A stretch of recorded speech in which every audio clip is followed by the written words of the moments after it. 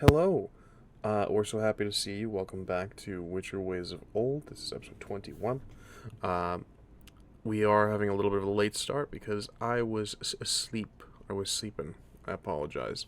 You see. When I sleep, I slumber for at least 20 years. Uh, and it was impossible to get hold of me. So here we are, and I'll eat that. Uh, with that in mind, we have no announcements, and I see no reason to delay us any further. So let's jump right into it tonight with meeting our heroes. And we have some new heroes to meet that are finally on our introduction screen. So let's go ahead and jump into that, shall we? Hello, hello, hello. I am Avery. It is so wonderful to have you all here with us tonight. And this evening, I will be playing the Bard Extraordinaire, Calamus Acarus. We're Druid by night, and today I will be playing the Sorceress Cersei Aveline. Hello, everybody. I am Azure, or simply Rachel, and I am going to be playing Ingrid of Sintra, the Bear Witcher. Hello, I'm as I was on the social media platforms because I think I'm funny. And tonight I would be playing Rel Gwethin, criminal extraordinaire. There's a last name. I was not aware there was a last name. How Yeah. interesting! I have to edit your title card. With that in mind, of course, our characters and players haven't been met. Let's go ahead and jump into today's episode of Witcher Ways of Old. And we begin, as of course we always do, with a recap given by our own lore master Ingrid of Sintra. I am the Lore Master. Hello. Last episode started with Ingrid and Cersei getting shit-faced with Aurelia and rolling very poorly to the point where we both woke up, or we both got blackout drunk, woke up with hangovers that Aurelia kind of doubled down on a little bit, didn't she? She just kind of played around with that. Not lingering around for too long, we did get portaled to, oh god, what was the name? Bruja. Bruja. Which, as we were entering in, it was lore dropped that's where Cersei was born, right?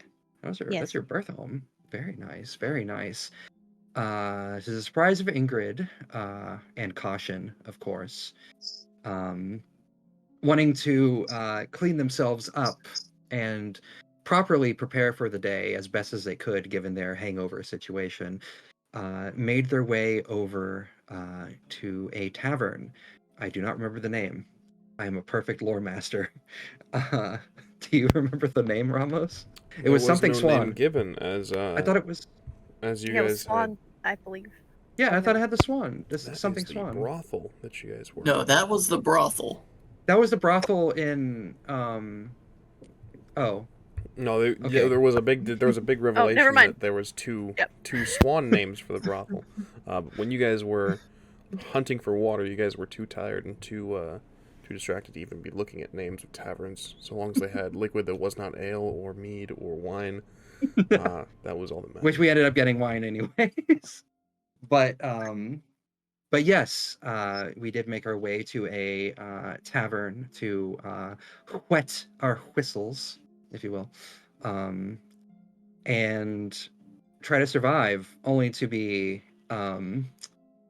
double down on the hangover fact by a very fun and boisterous bard playing, which led to a little bit of an intrigue moment between the bard, as his character Relg, hanging off in the corner there, both of which were hunting a target for specific reasons that I, as the lore master, don't exactly know yet, outside of like a few fun facts here. So I don't know what to say in that part other than some fucking spy shit seems to be going down here. Some assassination shit as well. While Ingrid and Cersei were kind of enraptured by the bard, so that ended up happening. conversation was eventually had between all four of us, leading to Cersei and Ingrid being hired on as bodyguards of some sort for some task. As we made our way over to an estate. Dun dun dun? Question mark. Are we about to get assassinated? We'll see. Who's to say?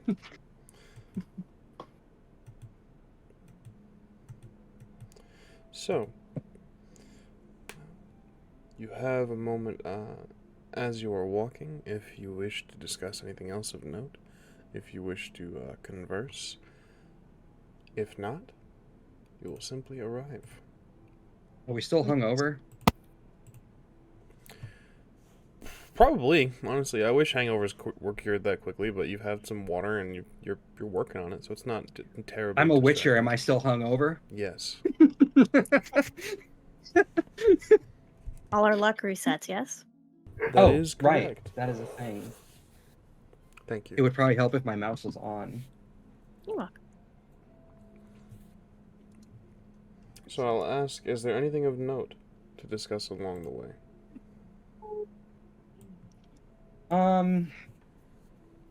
Ingrid is probably going to, because I remember at the end of the last session, as we were approaching the estate, we were kind of like, we were walking together, but there was like a distance between Relg and how do you pronounce your name one more time, Avery?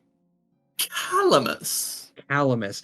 I keep wanting to say Cadmus, like the fucking DC Do it. universe fucking group. Calamus. I'm gonna call you Cal, like Cal Kestis. Love that. Cal and Relg were kind of walking a little ahead, while Ingrid and Cersei were walking a little bit back, because you were whispering stuff to each other. So at first, Ingrid is just going to clear her throat enough to where Relg and Calamus can hear, and be like, so, and as she talks, you can see it's still, her brow is still kind of furrowing a bit as she speaks, hangover still on set, and she's going to be like, so, where are we going again, and why exactly? Rogue's gonna look at Calamus because Calamus came up with the whole story of why we're actually going there. Well, Because Rogue knows why they're actually going there. as I had said before, my dear compatriot here is a cousin of the local nobility, and before we have any aspirations to leave town, we see to collect our belongings, as it were. We left them Right. in the estate for ease of travel throughout the city, so as not to alarm anyone. We travel quite a bit, and it is quite alarming when there are just two grown folk packing around tents and ropes through the streets, and you bump into people, you leave yourself a liability for thieves. There's so many unknown variables which begin to occur. So we left our things at the estate, and now we are returning to retrieve them. Fair enough. Sounds legitimate, she says as she turns to Cersei with a shrug. Well, of course it is legitimate. We are two legitimate men. The way you say that makes it sound like it's not legitimate. It is oft that the illegitimate will question the legitimacy of the legitimate, my dear Witcher. Ingrid is not in a mindset to understand exactly what was just said. She's not going to try. That does bring up a question for me, dear Witcher. Uh, We never actually did talk price of your services. I've never hired a Witcher before. I don't know. She's going to look to Cersei. 10,000 gold sounds fair, right? And Cersei's gonna be like, I'm not a Witcher. It's then that a grin just pops across her lips. Don't worry, I'm kidding. Not going to be that much. We'll figure it Thank out goodness, later. because if we're having to pay for steps here, I don't have enough to cover each one. let's see how this job plays out first before we talk price. That is more than fair. I will say that due to the nature of the relation between my dear compatriot Relg and the house, there may be a bit of a lukewarm greeting when we arrive. We are unsure of our current standing with the rest of the house. And what? I'm sorry, continue. I was just clarifying that this was the need to hire a Witcher and a competent businesswoman. Ingrid is looking to Cersei then at that, and she's not gonna say anything, but she's just gonna like tilt her head and like cock an eyebrow, like this is sounding suspicious. And what house or what family does the estate belong to again? Storyteller, it's the Engelblots? That'll be the Vegelbuds. Close Yeah, enough. it is the Vangelblots. Ah. Okay. Relg will take and flick up his hand and tap the ring. Cersei, as we've already established, you have been here before. You were raised here. You were but a wee lass here at one point in time. The Vegelbud estate, as we've already established, you know of them. You recognized their crest when Relg was wearing their ring. The Vegelbud estate, however, is particularly close to, well, your old stomping grounds. Now, because rich people want to be near common folk, there's a bit of a distance away from the city proper, and even from one another. They value their privacy. Gated community. There was an estate once near the Vegelbuds, though. Perhaps they weren't friends. Perhaps these two families weren't coming over for tea and for dinner every once in a while, but they were close. They were at the very least neighborly due to proximity. Vegelbud estate is close to a home that is now, long since abandoned, and likely in disarray and destruction.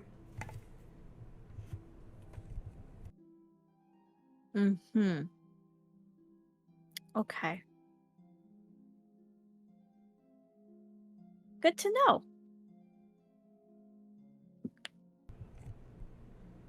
You travel. You walk. Eventually, as you make conversation, as you converse, as you walk together, you eventually reach the estate. The Vegelbud family has a number of homes, both within and out of Bruges. This is likely a place that they use to keep branch family members close. They are still within a decent distance to the city of Bruges proper. It is likely not their primary home. It is a sizable home itself, but it is far too close to the common folk for it to be comfortable for any significant lord. As you approach, you see a two-tiered home, large, spacious, takes up the entirety of what the inn or the tavern that you were just previously at, and then some. There is a decent amount of foliage and color as you walk up the path. And already as you walk, there is an individual at the door smoking a pipe, seemingly taking a break. He looks to be a servant of some sort. He wears very uniformed garb, but not without his own flourish here and there. There is a single dandelion in his in a pocket on his chest, as well as other small flowers that are tied into his hair. He smokes and he watches you all approach.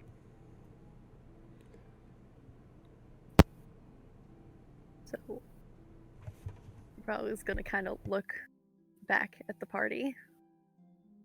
Look at Calamus with this face that says, I can't believe you did this. And walk up to the servant. Hello there. Good evening. We're here on Sorry, behalf- morning. I apologize. I've usually work the nights, so I'm just a bit off my game. Good morning. Oh, it is morning. It was a long night last night anyway. Spent too long with Burma. I did. Fair. What can I do you for? What business you have here? Burma just sent me to go collect some things and then head on my way. Do he grant you any Rogue's gonna letter of flash. office? The ring. Must be quite special for him to give that up. He's constantly wearing it and showing it off.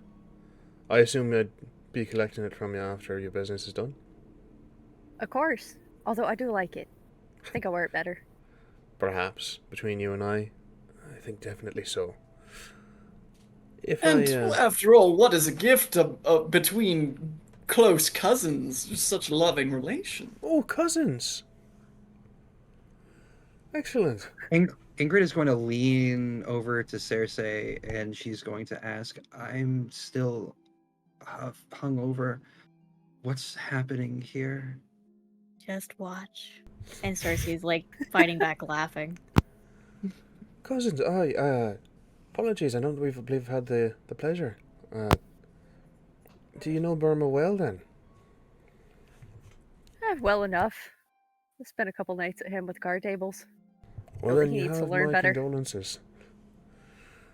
Yes, indeed. Well enough to learn that his habit at the Quent table cost us a dear, pretty coin. Oh, there's been talk of, well, no, I shouldn't say. Oh Not no, please, please No, continue, no, it's at the my servant's dear place, friend. With a member of the family present, I'm likely to get a stern talking to later. Distant I can turn cousins, off- albeit our closeness of bond. Oh, what was that, Relg? Turn off my ears for the time being. Well, there's a fair bit of conversation about Burma being reprimanded for his ways at the card tables. But you didn't hear that from me, and he may find himself looking for other accommodations in the future if he's not careful. Yeah, perhaps bad news, perhaps a bad taste of, I shouldn't be smiling. Perhaps in bad taste for your cousin. Just give him a warning. Head of the family's not too pleased with him. I'll keep that in mind. Hopefully he learns from this time around. Hopefully. Please, do come in. The rest of the family is out and about doing their business. Only us here, really. But, would you like some help finding whatever it is you're looking for? Oh no, that's alright. You take your break. I think you've more than earned it. Too right. Thank you very much, lad. And Rogue will kind of gesture for Ingrid and Cersei to come inside the house. And I will follow. Ingrid does. Ingrid will keep the rear. Be in the rear guard for this right now. Calamus, do you follow as well? As they walk by, Calamus is going to roll a very quick deceit check. Excellent. For what purpose, might I ask?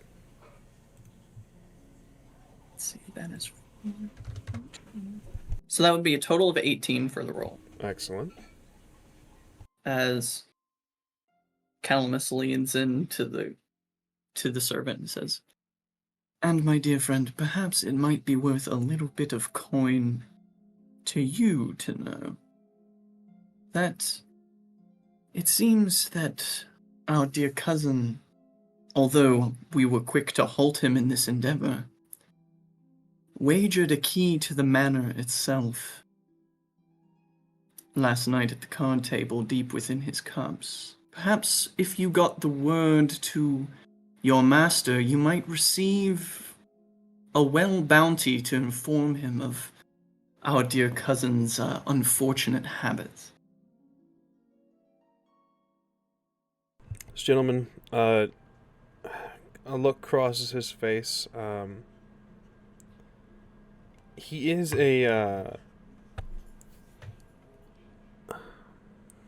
gentleman who is not too far on in his years, but he likely has spent a good chunk of what he has already lived in servitude to the Vegelbuds. There are subtle streaks of gray, likely, perhaps if not from his age, but the stress of the job itself. And there's a look of disappointment and concern. He says, "Well, that is indeed information of interest. I'll be sure it gets to the proper channels. But a word to the wise. I'm afraid I didn't catch your name." Calamus Acarus. You famous Calamus. Well, fame is such a subjective term. But I believe my name is beginning to make its rounds in the fond ears of the public. Were you here, must have been over 5 years ago, playing at that tavern down the road? I was but a young man then. Yes, I was just beginning my first tour of the continent at the time. But yes, it does my heart. It does my heart a sore to hear your fond remembrance of the time. Well, I'll grant you some free advice myself then. He reaches into a pocket. He pulls out 5 Redanian crown that he kind of jingles and bounces in his hand, and he says, "The information you did give is indeed worth something. But you gave it too early, son. Payment first, you think, yes?" Oh, no.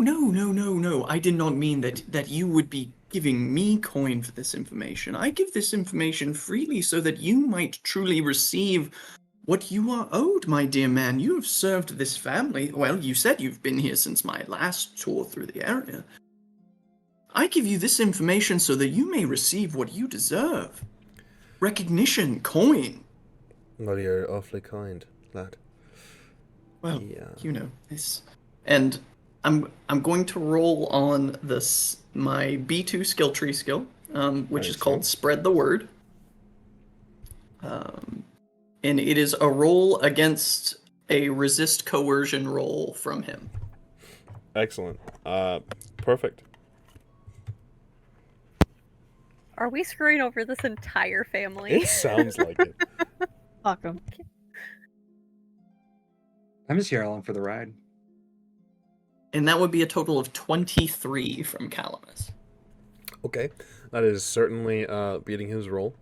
Wonderful. What happens? So all that does is that if I tell that lie again to someone else, I get a +2 bonus to deceit.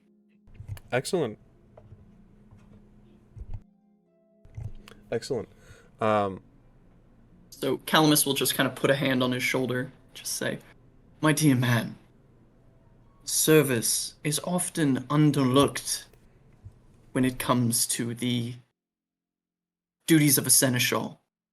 Take this information and make them see that you are worth more coin."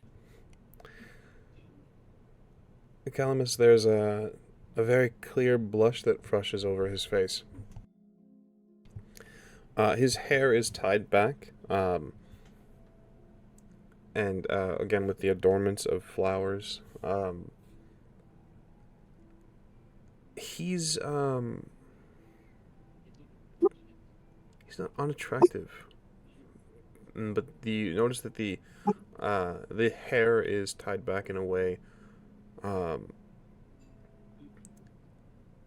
that is a little bit strange. Most individuals would tie their hair back into the ponytail or the back bun over the ear. He has made an effort already that you can see to tie, or I'm sorry, under the ear. This is a man who's tied it over his ears. So only about half his ear showing. And as Could I make a human perception roll here? you absolutely may.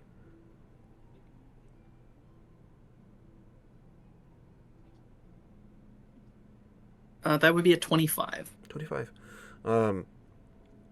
The skin of the ear, the flesh of these extremities, peek just underneath the hair. You can see the outline of pointed ears. This is an elf that you're dealing with. Then Calamus very quickly will switch to the elder speech and just say to him,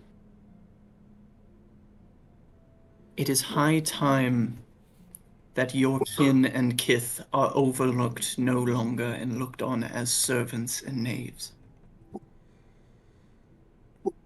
There's a look of surprise, and he responds in elder speech and says,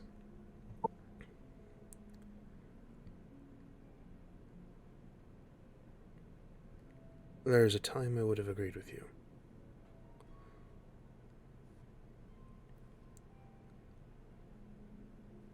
He takes your hand off his shoulder and places the 5 Redanian crown into it and says,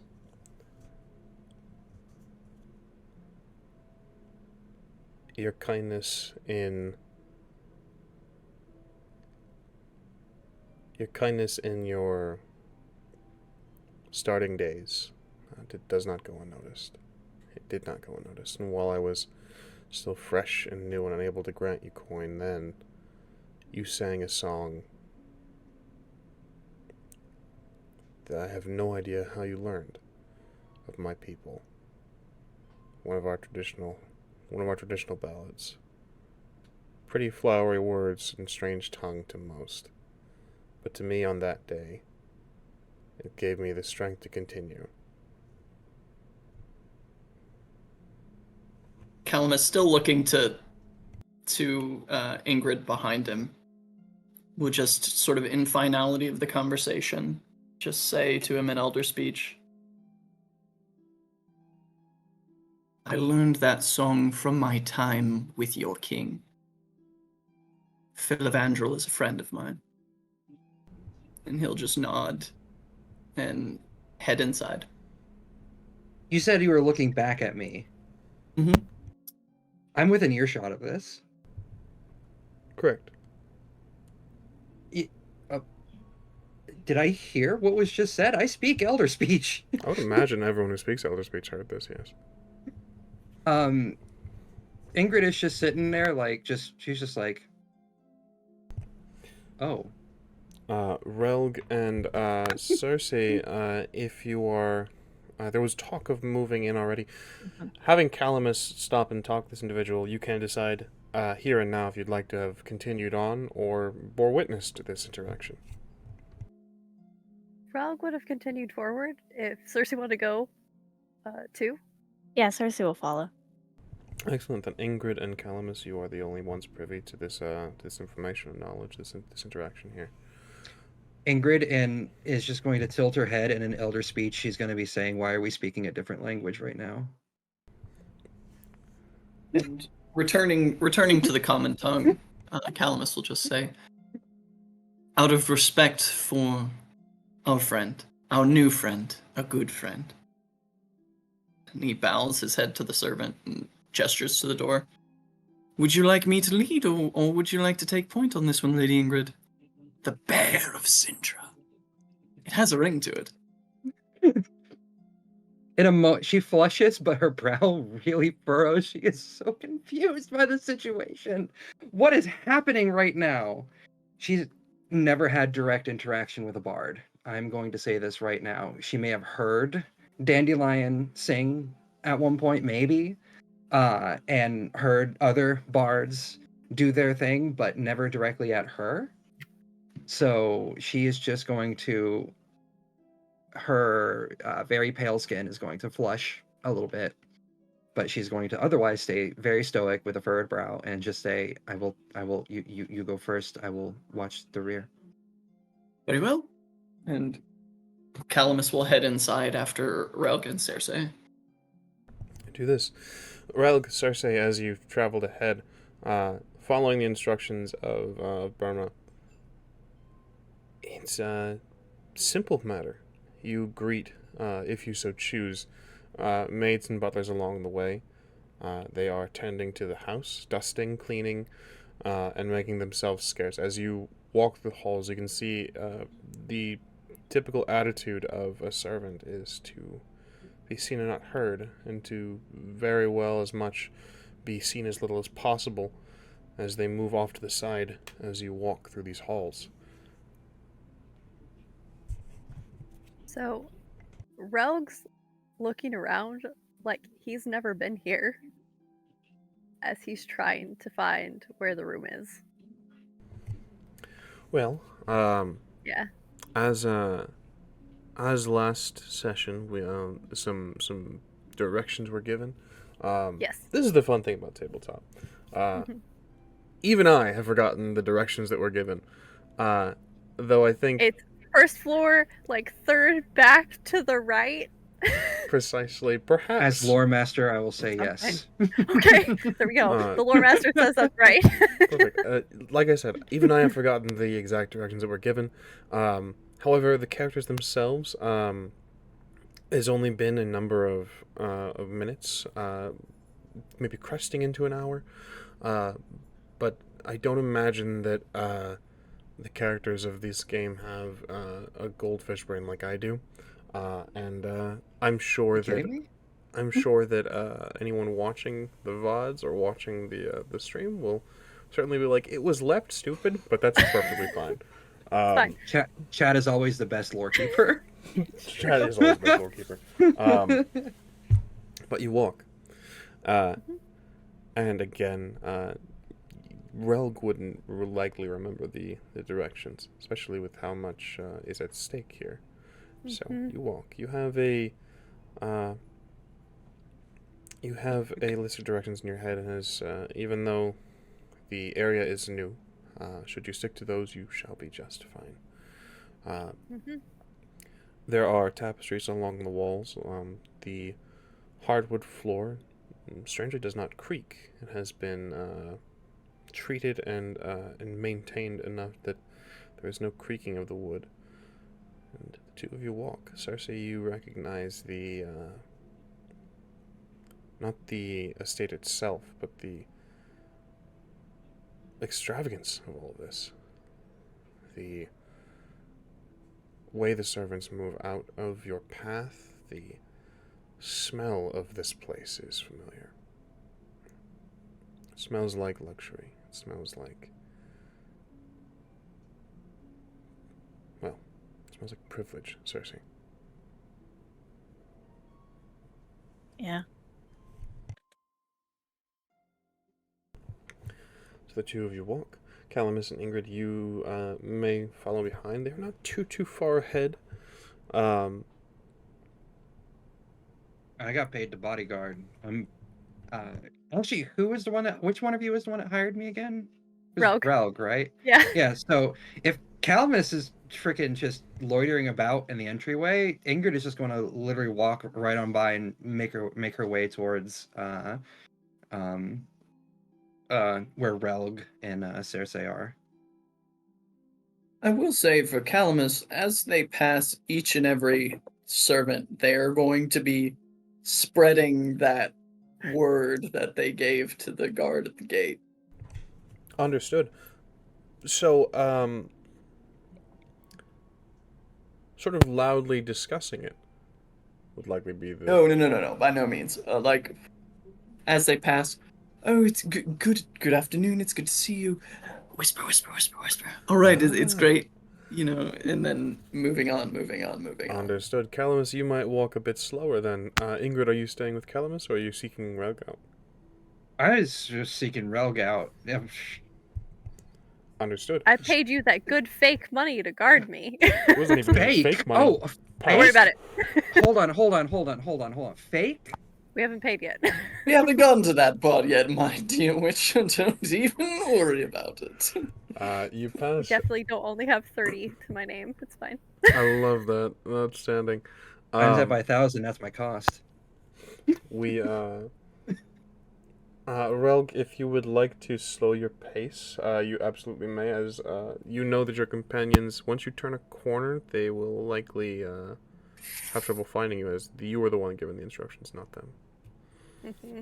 But you do this. Relg is looking at every valuable thing in this house. There are quite a few. There are paintings from Nilfgaard itself. There are tapestries from Zerkania. There's pottery from likely from Temeria, just various portions of the country. There's quite a bit to be had here, Relg. This would have been quite the mark. Relg, like, audibly sighs, looking around, and then kind of catches himself, turns to Cersei. You ever been here before? Or... No. Have you No. not? No. Haven't. I know it's a polite thing to give a grand tour and entering a large estate, but I think it's best that we just get what we came here for and leave. No, of course. We I never don't really mind. did talk. Oh, sorry. I don't mind. Continue. We didn't really get a chance to talk about why exactly you're here. Oh, me. I'm just have a caravan, my business, I travel. Is that how you and her met? And Yes. Rogue's gonna kind of turn to look at Ingrid. Yes, actually, through my business. She saved me from dying from a werewolf. Werewolf. Mm-hmm. That makes me quite the Dude, tale. it's not a secret. Oh, I it's imagine Calamus is kind of heading up the rear at this point. A werewolf? Now that would be quite the tale. The businesswoman, the witcher, the werewolf, clad in a battle of iron and fang. I was dead at her. I was dying at her door. She let me in and healed me with some magic.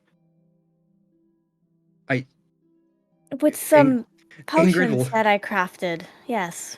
Ingrid Themselves. looks to Cersei and she's so confused. She's going to lean over and whisper into I'm trying to see. Cersei's Is ear. anyone listening in on us? No, as I said, the servants much prefer to be seen and not heard, and scarcely seen at that. Yeah, they're keeping very proper. Although servants do hear things, is what I'll say. So it's entirely possible they might hear things. Come, Ingrid I'll leans regale down you with the close- tale after business is concluded. Ingrid leans close to Cersei, whispering in her ear, should I not be talking? We are in Nilfgaard.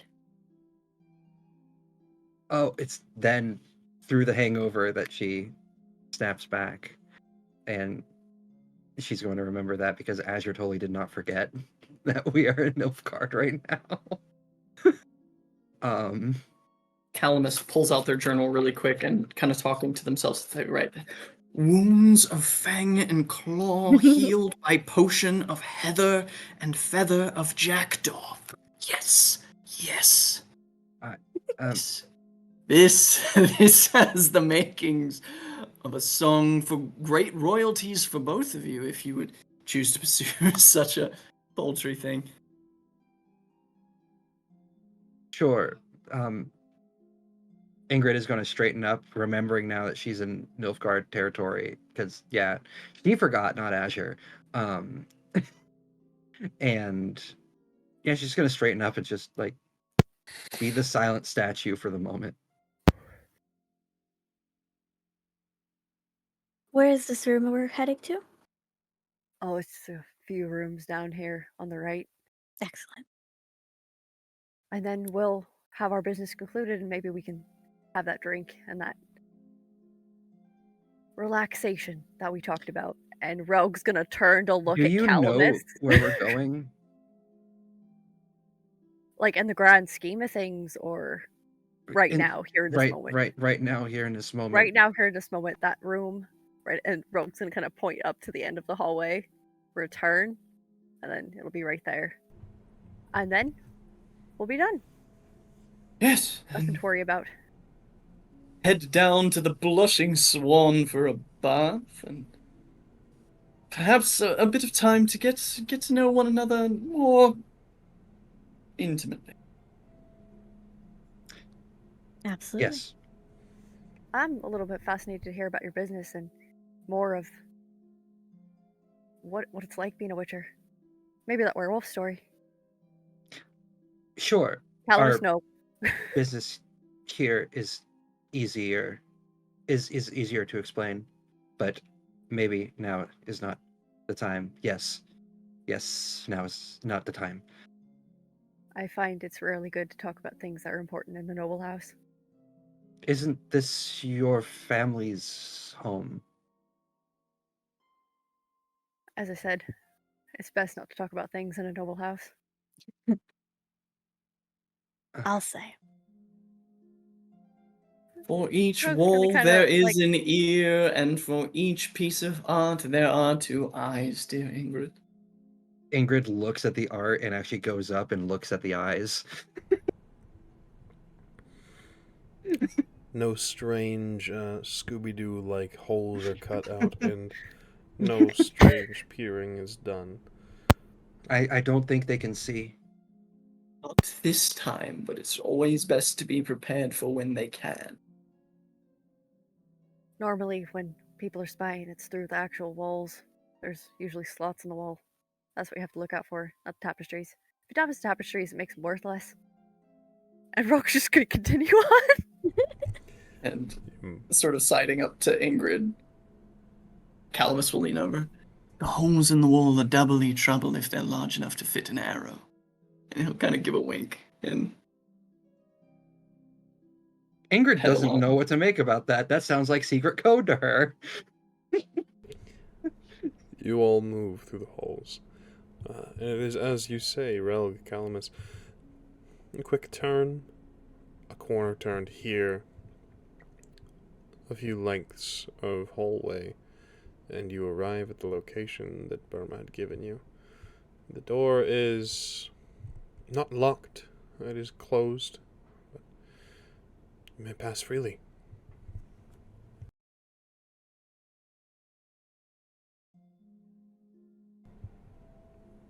So Rogue's going to take and immediately start searching for what he had taken from him. You enter into the space, and it is very clear. It is a sort of working quarters. There is a desk. There is a bit of papers strewn about. There are several bookcases built into the walls themselves, as well as what looks like a scroll of some sort that has been pinned to these as well, wrapping just around the first side and corner. It looks like a ledger of some sort, something he was keeping track of. But you search, and it is not too terribly hard to find. There are only a few containers here. A large chest is likely the first or second thing you search, and this is where we find your bounty, the things that you were after. What do we find in this chest, Calamus and Valk? So Relg immediately dives in to this container and pulls out this very delicate pitch black chainmail almost. It's fine. It looks like it could cover an entire body. And he kind of like throws that over his shoulder really quick as he keeps on digging, and then pulls out this beautiful knife. It's curved. it has leather working on the side of the scabbard that seems like it's been through a lot, but is very well taken care of. He immediately grabs onto it, pulls it out, checks it over, and then attaches it under the cloak he's wearing now. You know that Undamaged? movie from the animated Sinbad movie? Yes. Yes. As he begins to pull out random throwing knives and sticking them in various sleeves and pockets. Excellent. Do you normally keep yourself this well stocked with murderous utensils? I find it best to have something and not need it than to need something and not have it, Lady Witcher. Valid enough indeed. I too like to prepare, though for some reason people do not like to get close to me. Is there a particular candle reason, or There in indeed, this room? there indeed are several candles, yes. Are any of them lit? Likely one or two, yes. If not lit themselves, there are methods to light them, yes. Calamus will take one of the candles and kind of wave Relg over very quickly. Giving little care for pretense at this point. They will pour some of the wax into the palm of their hand until it's a nice little coin, and then grab Relg's hand and press the signet ring into it. And wait for it to harden before they peel it off their hand and put it in a belt pouch. And then they'll move to they will move to the chest as well and pull out a rather well-worn but sturdy-looking leather cloak. Would I recognize what this is? I believe... Let's find out together. A dwarven cloak? If I read that think you might recognize that make, though your Cersei is a bit less worn than the item that Calamus pulls. Nicer. It has definitely seen many, many, many miles of rough travel and road. They pull out a backpack that has like one hook of a grappling hook hanging out of the one side. And they'll put it on and put the cloak on, and then through the handle of this object there is a long leather piece that they pull up, and there is a it is decorated with sort of a yellow and red spiral around this circular shield to the metal boss in its center, a skeleton shield that they put over their back and sort of tie the leather in a knot, and they pull out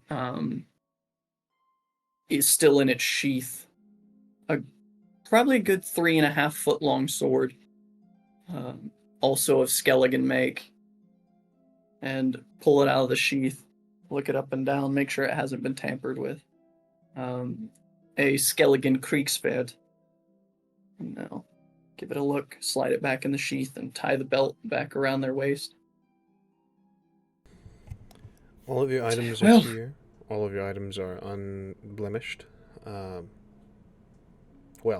in the state of repair and that you had left them in. Scene is yours. Please continue. Ingrid is just looking to Cersei and is like mouthing. Not even, I guess not mouthing. She's just gonna lean in and just be like, "Are you as confused as I am with what's happening here?" No, they seem to be adventurers of some kind. Yes.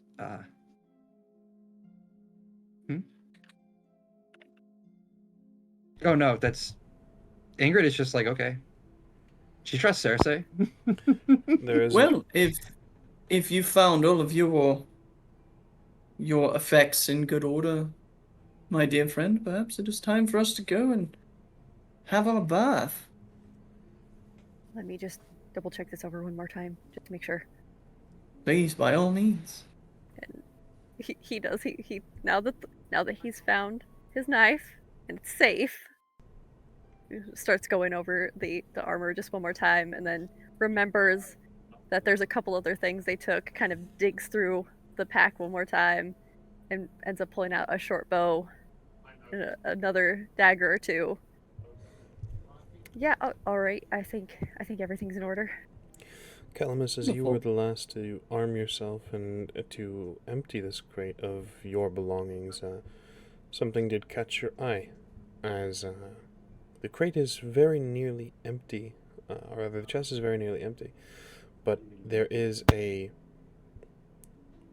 very fine item, you can tell. It is of white wood. It is a long, barely fitting into this chest itself. It fits from bottom left corner to top right corner.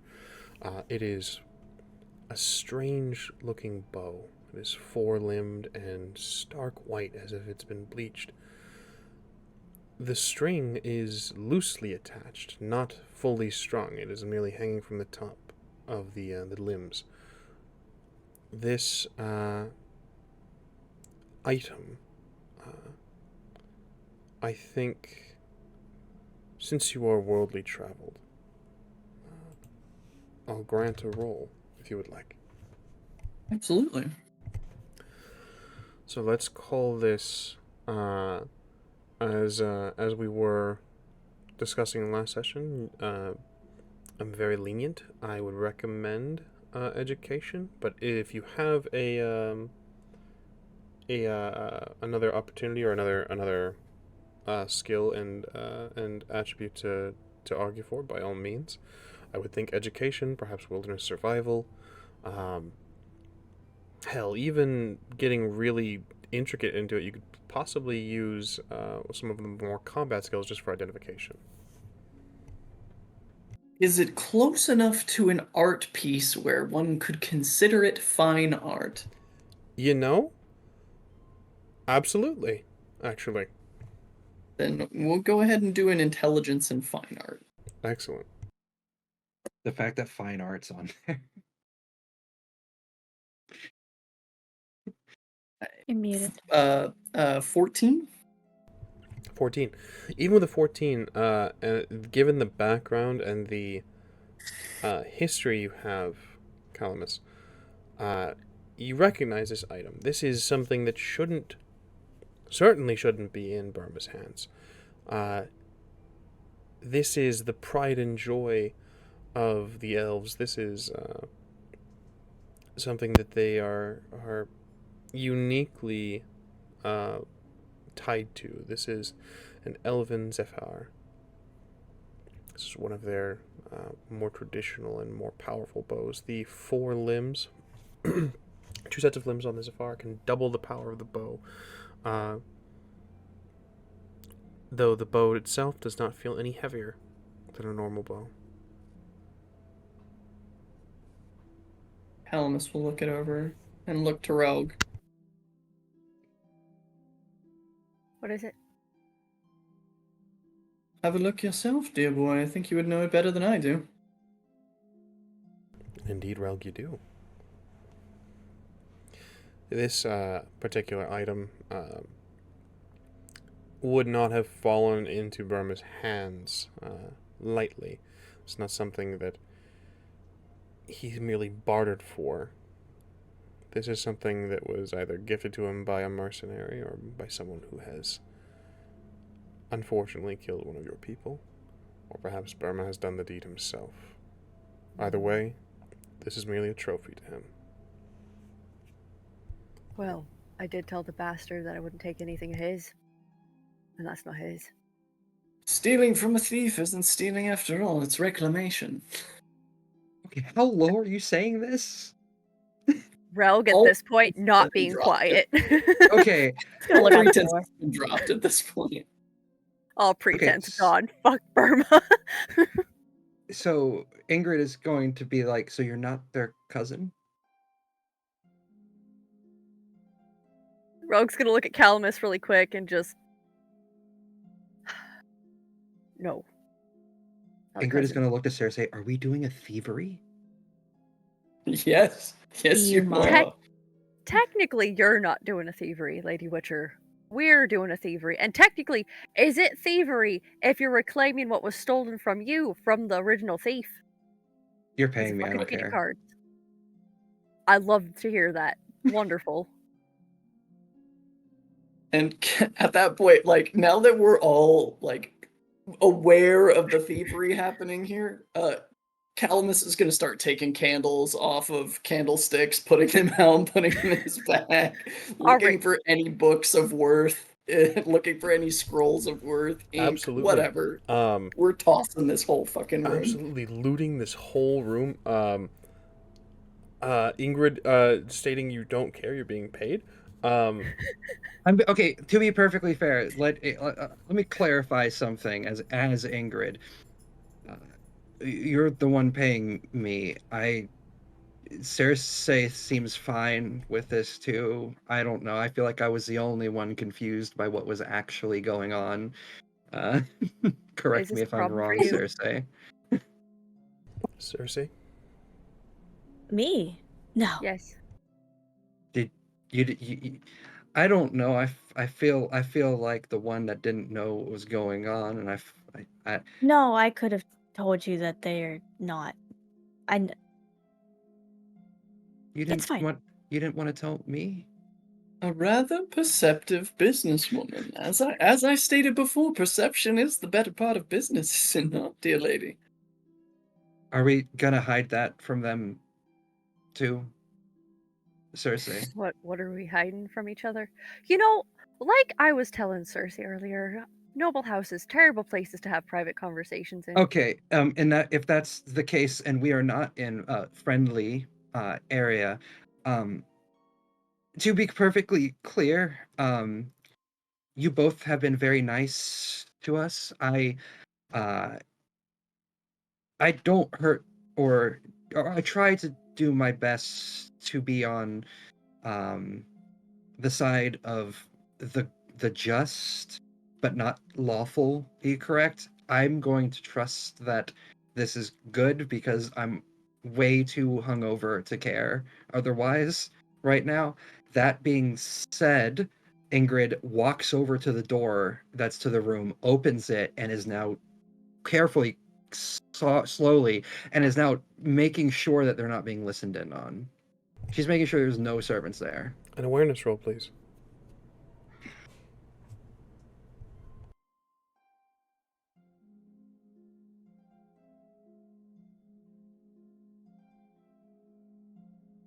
We're stealing. And you know what? 22. Technically, Rogue said to Burma he wouldn't take anything from him. So, Indeed. An the elf wording. of your word. I am an elf of my word. 22, and I'm just saying right now, out of character, you're lucky Ingrid's hungover. Otherwise, she would be a little bit more bothered by some of this. 22. Stealing from a rich guy? She doesn't know if they're like good or bad. She's never met this person. We're stealing from a home. That's all she knows. You take your position outside, Ingrid, and there is no one. There was no one listening in. No one attempting to eavesdrop. You may stand guard outside if you wish.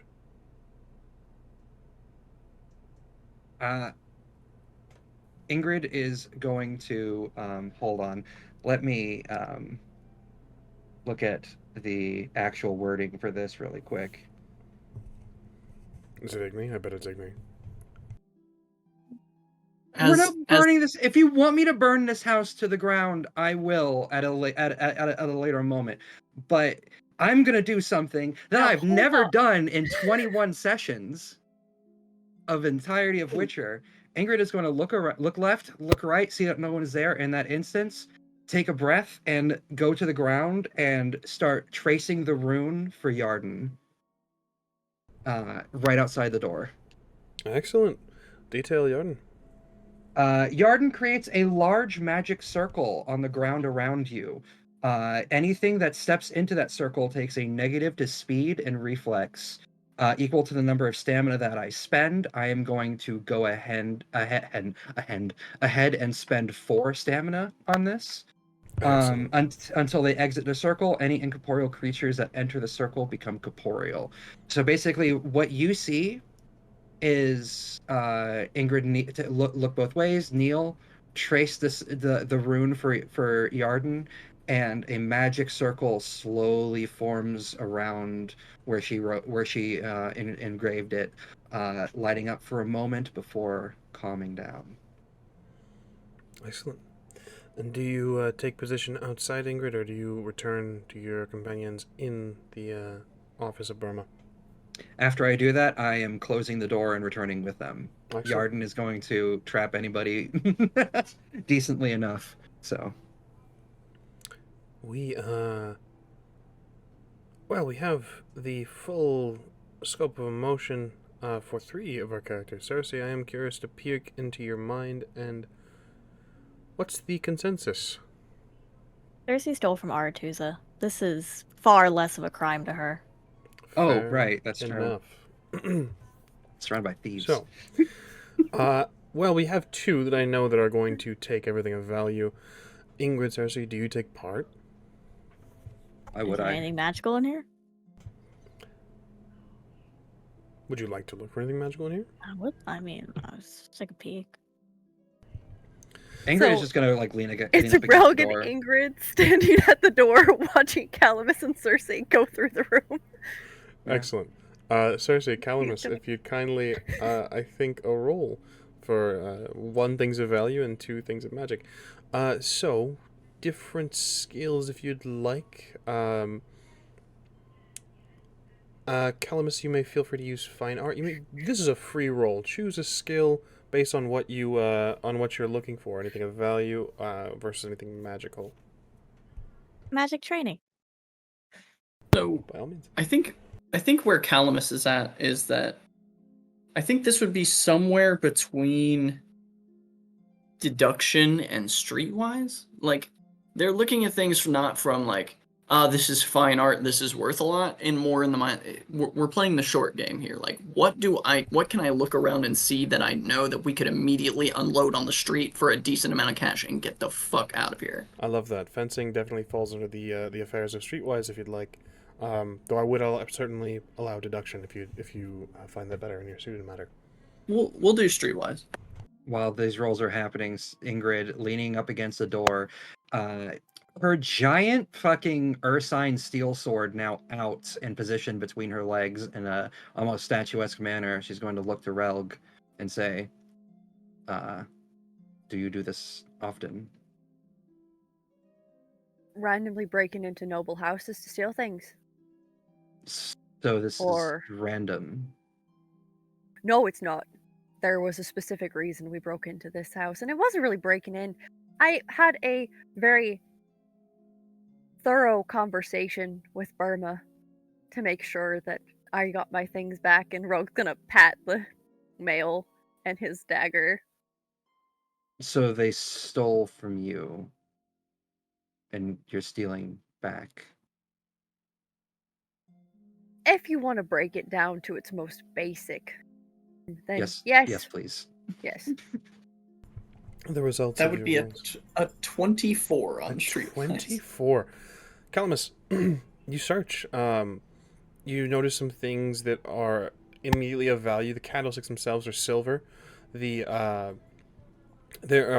is strangely enough, a plate and a set of silverware here, as it looked like you'd taken a meal in this office before that has not been cleared away just yet. Both of finer value.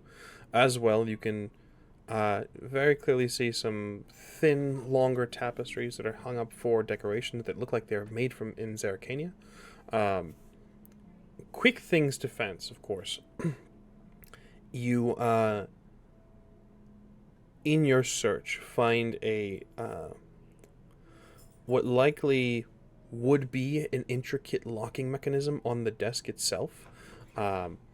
Something you would need to tap, the make of a lion's head on the wooden desk and then open its mouth, revealing a rod and inserting into a circle, or inserting into a hole in the desk. Something of like, it would be a very intricate lock, would be incredibly difficult to pick if he hadn't left the fucking thing open itself. Already a drawer is open underneath, and it looks like there has been some parchment or some papers left in with some scrawling, quick addition and subtraction. But in here is allocated funds for his gambling habits. You find a sack of coin that is certainly doesn't need fencing, and it certainly is just coin to have, if you so choose. Yeah, no, he's gonna snatch it, and then once he feels like that he's done a comprehensive search, um, just check the bag. Just get a rough count of how much coin is in it. Absolutely, a rough count. Okay. No roll for this. Just a rough count. You can, by weight of it, by nature of who you are, and your backstory and such. I would say, giving the weight of it, you can probably identify that it's well over 200 crown.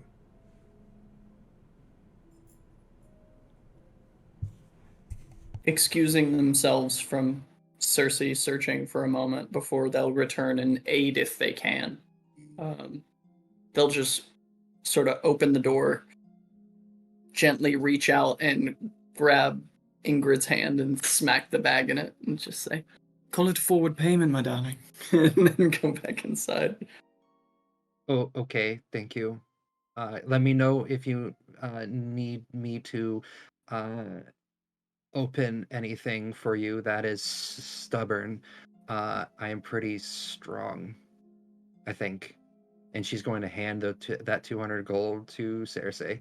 Oh, Cersei's in the middle of searching. Oh, searching, right? Yeah. Okay. 23. Just for anything magical. For anything magical. You search, Cersei. Unfortunately, it doesn't seem like there's much to yield.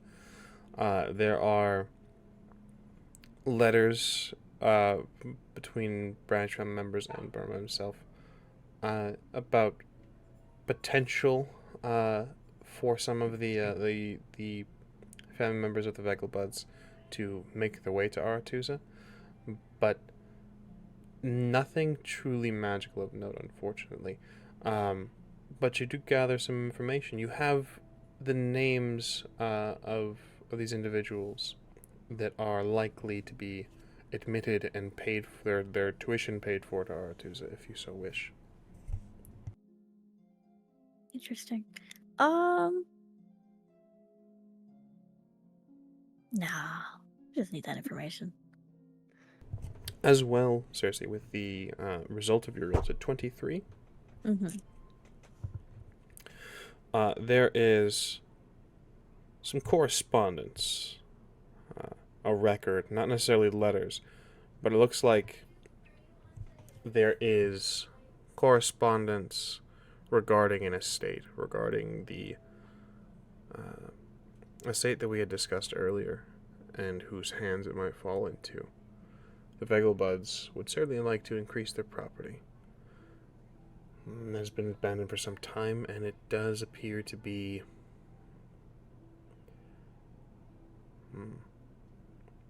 truly abandoned. No one will be returning for it.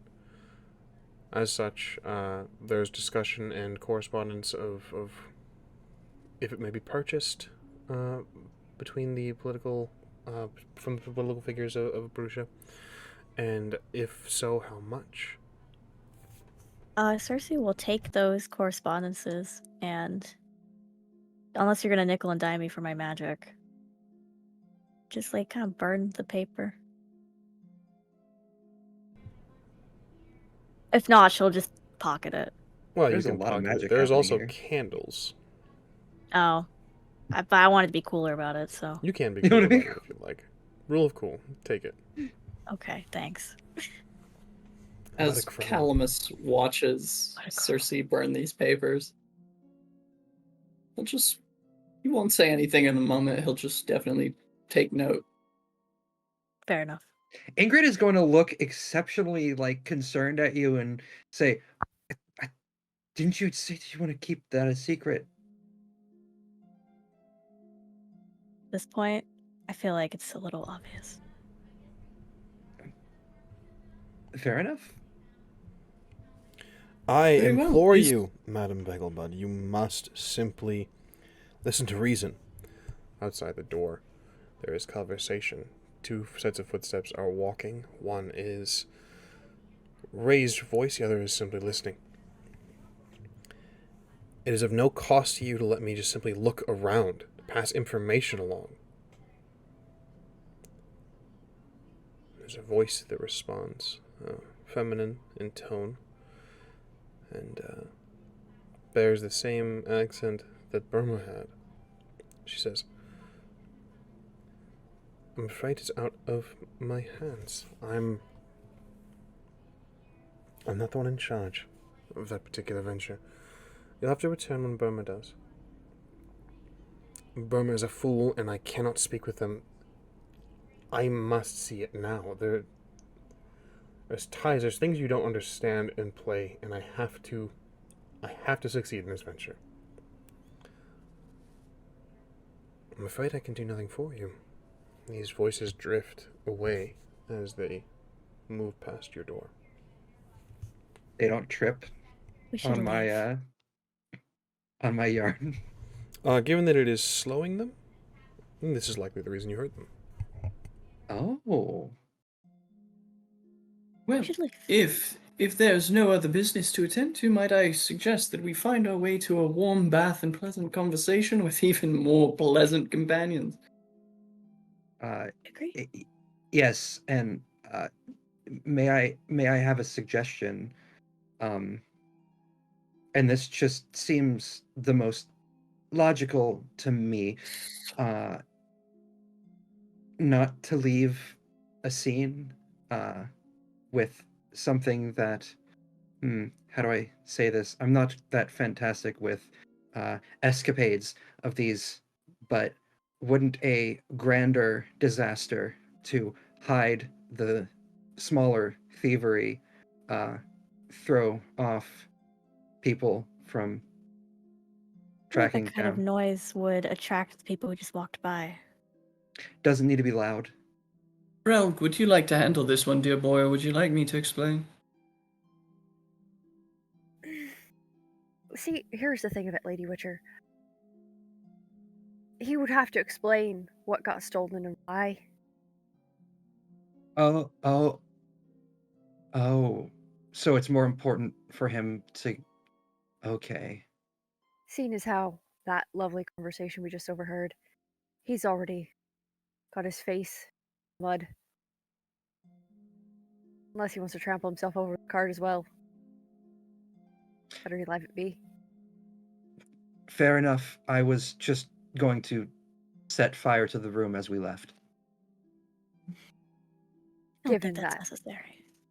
I appreciate the initiative, of course, but I think our Mark has already found himself in the Vangle mud.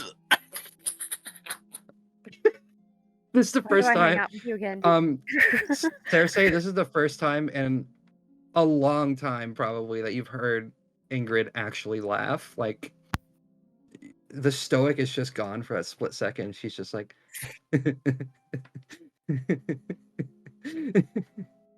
Well, with all of this haberdashery and well-meaning sport, I crave warm water, soap, and cologne. I don't know how anyone else Agreed. feels.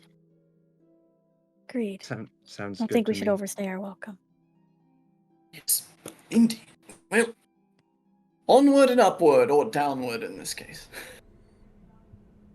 Do you wish to depart? And Rogue's gonna just look at them and walk out of the room. Understood. Relg, please give me an awareness roll. Yeah, awareness. We're super good at that. You too? Oh, okay, that's not too bad. Okay, there's worse things. Okay, so it's awareness and Intelligence. intelligence. Okay.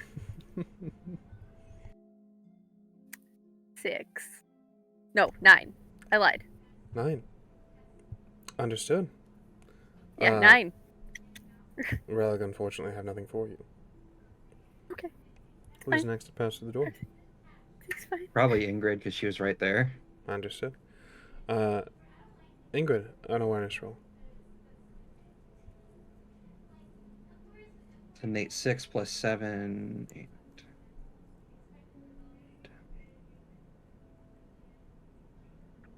21. 21. The hallways are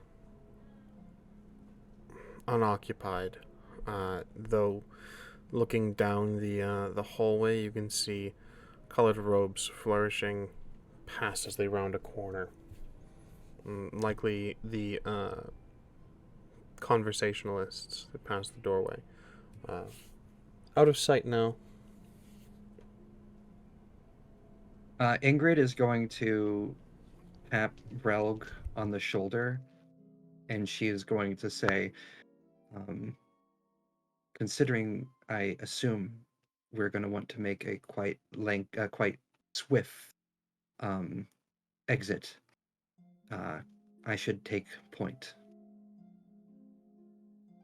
You are my bodyguard, after all, Lady Witcher. I'll leave it to you. Very well, and Ingrid will take point. I want to fucking use Axie again. Calamus What if I just agreed to? Calamus will just very nonchalantly offer Cersei their arm as they walk. Take it. Why not? You do this, you depart in the hallways, and you come out the same way you came.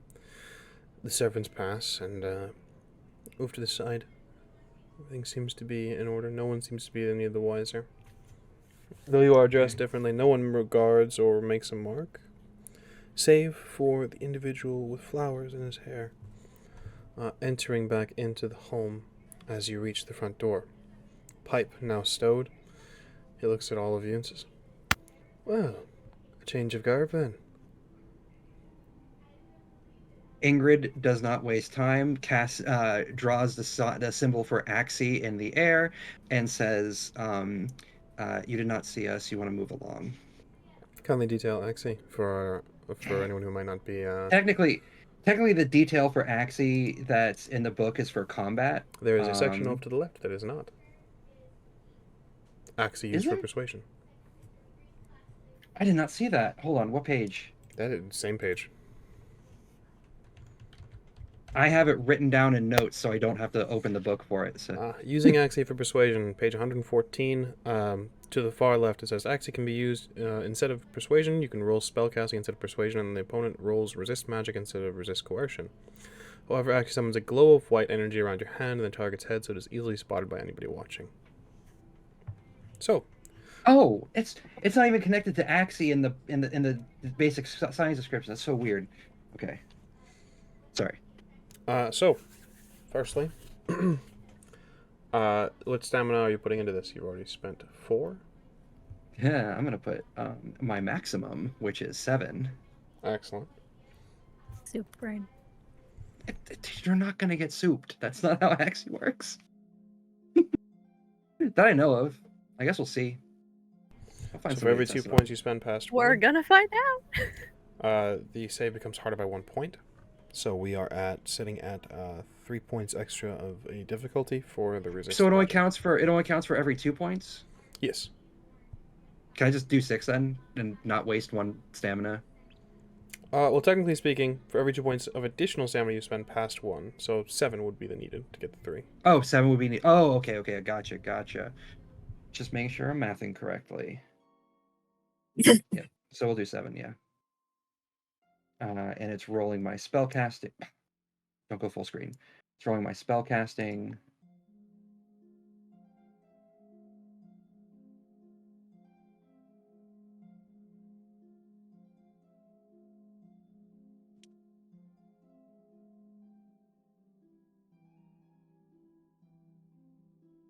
$25. So, with this, actually, I apologize. I don't believe you need to roll anything, Ingrid, if I'm not mistaken. With Axie for Persuasion, it's simply a save made by them. With the +3 to the it's sort of a... So normally they would need to make a stun save at -1. However, this is going to just simply be a resist magic roll with a DC. With the extra stamina you've spent, the DC does increase. For Calamus and Relg, and of course Cersei, you see the white glow on Ingrid's palm and the white glow around this individual's head. He shakes a bit and says,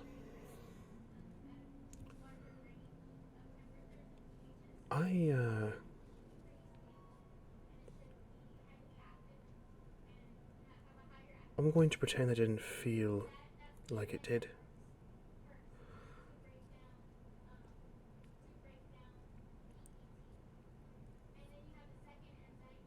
Calamus will just sort of chip in. I believe there's been a misunderstanding. An overzealous bodyguard, I presume. Indeed. A noble precaution, unneeded amongst friends. And Calamus will give a nod of apology and deference to this servant.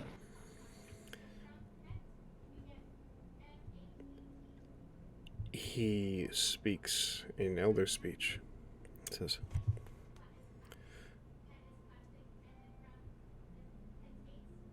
for the kindness of the past, I will forget.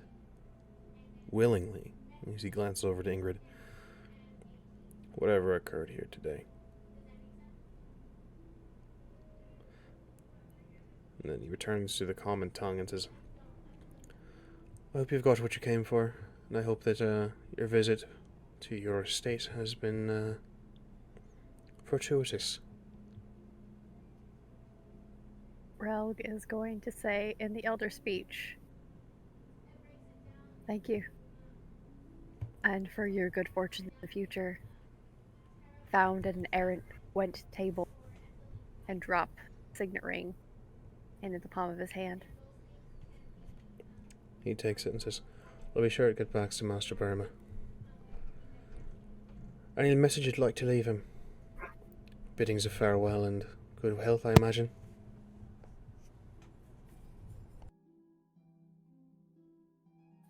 I find that maybe at best I bite my tongue. In this particular instance. I'll pass Our along last the conversation It is went so well. It is in our deepest prayers to the mother that he finds a way to curb his drinking problem. We will pray for him often. Quite so. I hope that hasn't gotten too serious. There was another visitor that came not long after you. I hope that it's not with him. Only time will tell. And, friend, if you ever hear that Calamus Acarus has returned to Bruges, I think there's more for us to discuss. And again, in the elder speech, he will say, the plight of your people wounds me deeply. I am nothing if not your ally. He takes a flower from his hair and holds it out to you, Calamus.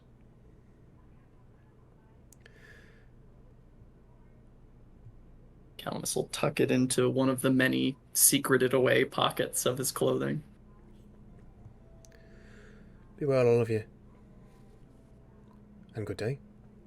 So he turns and returns to whatever post he had departed from. Well, bodyguard. Lady. Shall we then? Yes, is all she's gonna say, blaming Axie not working on her having a hangover right now. And then stepping out. Excellent.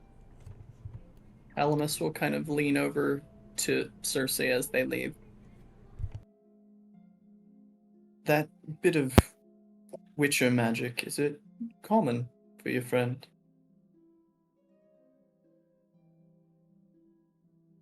Not as long as I'm around. Good to know. Soup.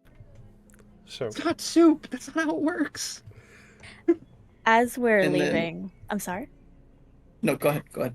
As we're leaving, Cersei will actually stop and look in the direction of that broken down estate. Off in the Just- distance, past the tree yeah. line, you might make out one of the buildings itself, Cersei. If you know where to look, the outline is almost clear on this day. If you know where to look, of course. And she'll just continue. Calamus, you had something. I was just going to say that Calamus, now with their backpack full of ill-begotten goods, will just pass that over to Relg. I assume you have a friend in the area who can take coin for good? Friend's a loose term. Hmm. But I know someone. This should be enough to get us to the next town and have us eating well until then. Everything. The bow stays. Well, as long as you don't lose half of it at the Gwent table, I think we'll be fine. I was so close. That round. He was a fucking cheat. I know it. You know it. I did have a suspicion that he had a few cards up his sleeve. Exactly. But And Rob's regardless. gonna kind of look to the rest. I would like an awareness roll from the group. Fear. Ramos, correct me if I'm wrong. What happens again on a 1? Oh! Continue to roll. Much like the tens explode, as do the ones. You roll the 1, it is a fumble, and you will deduct the. I just rolled 2 2 10s and a 9. After the 1, After the 1. you will be subtracting 19 from your roll. I'm Two sorry, 29. 29. Paul, thank you, 29. Calamus. The math, rough. That happened to me last session. All the ones. So That'll be minus tough. minus 23. Okay, we will. Ingrid, you are focused on other endeavors. The result of everyone You're a else's real roll. good bodyguard. You're a real good bodyguard. 15 for Calamus. 15, 21. 21, Basic math. 17. 17. 24. I rolled a 10, and then I got a 7, and then plus 8. So 24. 24. Yeah. 24 and 21. Yeah. Relg. You are the, I'm sorry, I've forgotten numbers again. 24, 21, and then 17? 15. 15. 15. Damn, I'm good at this. And mine doesn't matter. All right, and then Ingrid. I'm so sorry. So Cersei and Relg, you would bear witness on a balcony. There are 2 individuals in the Vedelbud estate that are having a discussion.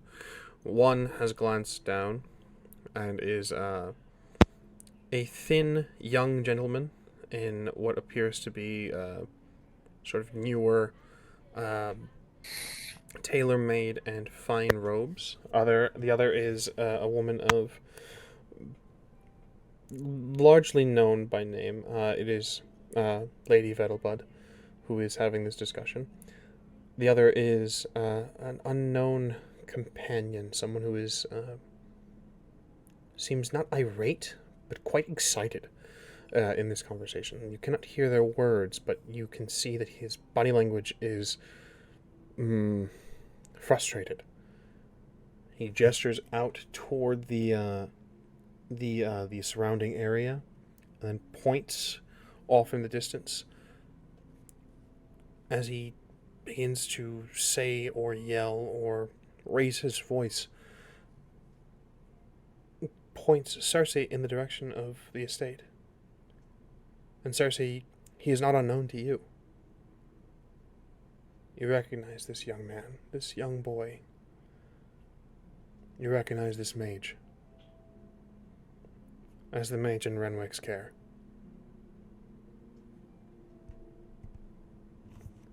Oh, that bitch. And with that, we'll take intermission. We will be back in about 10 minutes for tech bio and all that good stuff. Some of us have not eaten, so we may be going over that to grab some quick food. But when we return, we will see what goes on here. What is all this nonsense? Ingrid's We'll like, see. oh, look, a butterfly. We'll see you very, very soon. Welcome back. We return to our story here, exactly where we left off, and it was Relg and Cersei who had noticed the individual on the balcony. Cersei noticing and recognized the individual as Renwick's mage, the small, inexperienced boy that Cersei has kind of been shit-talking the entire time every time he pops up. Idea. Okay. Ingrid's So at walking, this, by the way. yes. So at this, Cersei. Yeah, you know what you can tell someone. I don't know. When someone's silently shocked, when they're taken aback, when they're like, "Oh Gasser? shit." Cersei has that expression and takes a step back, looks to Relg and says, "We should leave right now. We should leave right now. We should leave right now." Thinking that's the one the doorman was talking about. But yeah, let's get out of here. Yeah, let's go. We'll talk about it when I'm not being yelled at. Go lay down. When we get somewhere that's a bit more private. A little Yes. street dog scampers off, sadly. Calamus again will offer his arm to Cersei. Cersei will take it, but she's noticeably tense now. Calamus will just pat the top of her hand gently. Decorum, my dear business lady, decorum. Of course. Isn't that what they teach you, aspiring business ladies, to walk as if you belong here? Yes, exactly. That was the idea. Calamus will take their usual confident stride with gently, like, doting on Cersei's presence as they walk, just a little anecdotal, like, if anyone were listening would think they were old friends, just catching up. Understood. Whereas Rogue's looking over at Ingrid. Well, Lady Witcher, what is it I owe you? I got paid 200. I'm okay with that. Over 200. Over 200? The exact amount in the pouch is to be determined, but judging by the weight that Calamus had sort of jingled and felt in his palm, it was at least over 200. Yeah, this will be fine. Whatever is in here that was handed to me. She's gonna open it. She's gonna just, cause, yeah. Even a cursory glance does not give you an exact amount, but it's a significant amount of coin, Ingrid. She'll close it back up, put it on her in her pouch, and just be like, "It's fine. It's paid for." I'll at least get you around. We get to where we're going. That works as well. Thank you. Well, of course. You got what you wanted. And he does. He pats where the dagger is hidden by the traveling cloak. Very good. Then we're all pleased. She's gonna look around at the other group members. And just Plus interest, no, my dear elk? And Calamus will kind of nod towards the bow.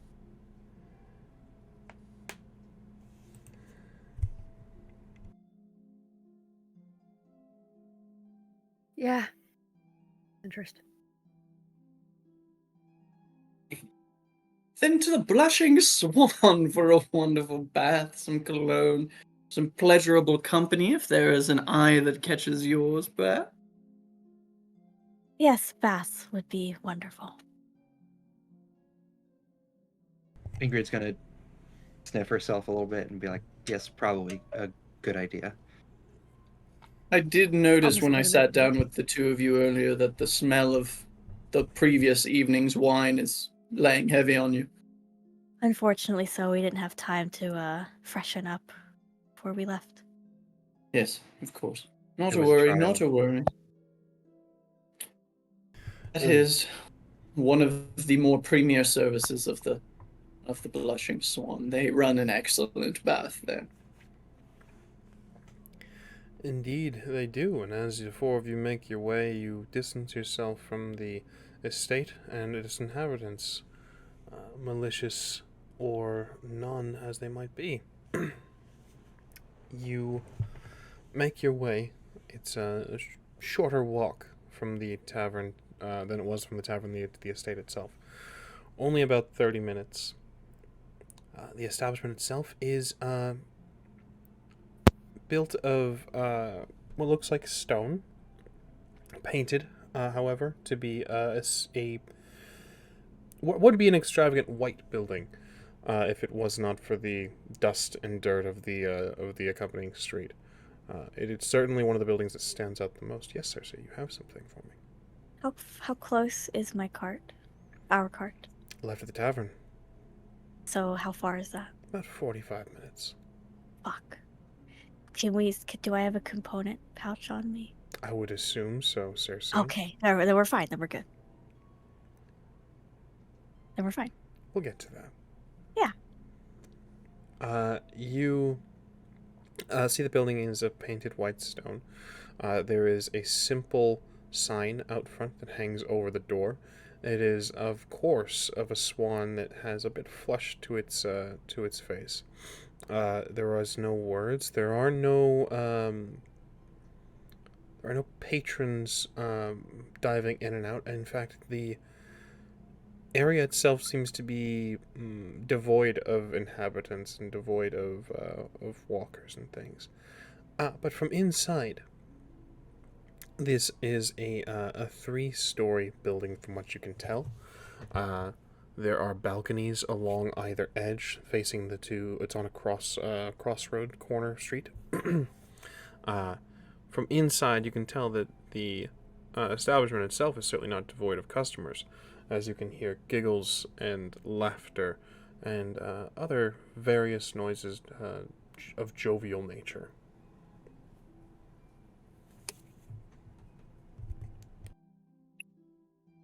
If I may, Go ahead. Calamus will Never stopped throw me open before. the door and throw their arms wide. Say, fret not, ladies of the Blushing Swan, your adoring patron, dear friend, and lover beyond measure, Calamus Acarus has returned. Indeed, there are in this space, the sort of lobby area. It is mimicking the exterior. It is a finer white, as well as some what looks like just like yellow paint, or what is made to look like gold paint. There are cushions and pillows and things thrown about, as well as traditional sofas and couches and things. There are patrons here having a drink around a table, while I've forgotten the employees of the Blushing Swan are doting on them. The employees, as all of you walk in, Calamus, this is of course no surprise to you, are of various race and sexual orientation, as well as you see a number of, this is not just ladies of the Blushing Swan, you see a number of men as well, and those as might identify as anything from here and in between. They are made very quickly aware of your presence, Calamus, and those that have had business with you before, have had the conversation with you before, turn, and there's a moment where you can very clearly see they consider ignoring the clientele that they are currently with. There's perhaps some blushes that grow across some faces. And then at the end of the lobby space, there is a woman standing in front of a desk, speaking to a what looks like a young boy, and handing him a slip.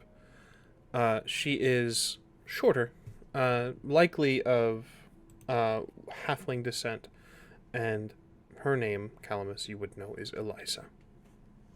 She turns to you and says, Calamus. He'll fall to his knees and hold his hands out. Madam Eliza, the greatest proprietress of any house of pleasure and debauchery which trends from the places where the Nordlings roam to the deepest southern sands. My heart swells. Does your coin purse as well? Because if I remember correctly, I told you you have a debt to be paid. The girls might be willing to take it out of their wages, but Calamus, this is a business. I have something for you, especially if you would indulge me a moment in your office, madam. She looks to the companions you brought, Calamus, and she says, have you brought me paying customers, Calamus? In need of baths, oils, and perfumes, my lady.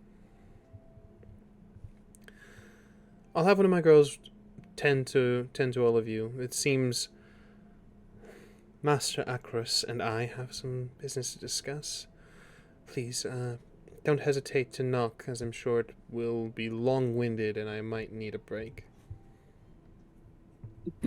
You will be in need of much refreshment by the time we are done, madam. Marlene, tend to our guests. She goes over to Calamus if you are still on your knees, and she takes her hands and cups your face for a second and says, kind of gives you a pat and says, come on. He will stand and look to his compatriots and very swiftly just sort of make his rounds with them and just say to each of them quietly and in confidence, the staff here is excellent, but do be mindful of your things. These women are paid for their services, and if they can find a way to eke some extra coin, they will not be loath to take the opportunity. Noted. Marlene strides up, a well-built, sort of broad-shouldered individual with short-cut hair, strange style for the times. She wears red lipstick and a what looks like a smoky sort of eyeshadow that is of the same color as her lips, and she walks up past you, Calamus, and whispers as she gives your rear end a little bit of a pinch. And she says, only when we have been paid properly. Welcome to the Blushing Swan. Calamus will mock a swoon. I am forever vulnerable to your particular nature of charm, Marlene. I find myself smitten. Eliza takes your hand, Calamus, as you are mid speech, mid monologue, and she begins to pull you toward her office. Yep. Calamus will Scooby-Doo swoop around to follow her. Excellent. The three of you, Ingrid, Cersei, Relg, this is, we'll focus on you before we get to Calamus. You have anything for me? Ingrid, I believe you had something. No, I was gonna offer payment, but I guess I don't know. Yeah. If Ingrid looks like she's about to like offer something, Rogue would like gently reach out and like just barely touch her forearm and kind of give a quick head shake. Okay. Cersei will just say a private bath for the three of us or individually. I don't care either way. We have Bath a would number probably be of private baths, as well as a communal space if you'd like to mingle with the other patrons. That won't be necessary. Privacy is. Then a single bathroom for the three of you. Will Mr. Acros be joining you? He's probably going to need a bath after this. Depends on how much wine she splashes in the face. We'll go with yes. Tentative yes. Might I ask if, I don't mean to pry, but this is strictly business, I assure you. How well do you know Calamus? Just met him today. I'll look to Relg. Rogue shrugs. Then we will avoid his preferred private bath. Something fresher. Ingrid just looks confused, but okay. Will you be needing attendance? No. Just answering for everybody. Rogue just kind of looks at Cersei and just... This individual kind of looks you all over and says, "Are you sure, dears?" I'm sure. Very. No, thank you. Suit yourselves. Do appreciate the offer, though. Any particular scents you wish to adorn your bodies with? I'm feeling lavender today. Mint, if you wouldn't mind. Honey, Something a bit on the fresher side. Lavender, mint, and honey. Absolutely, we'll give you private spaces. She goes to the desk and begins to look some ledgers over.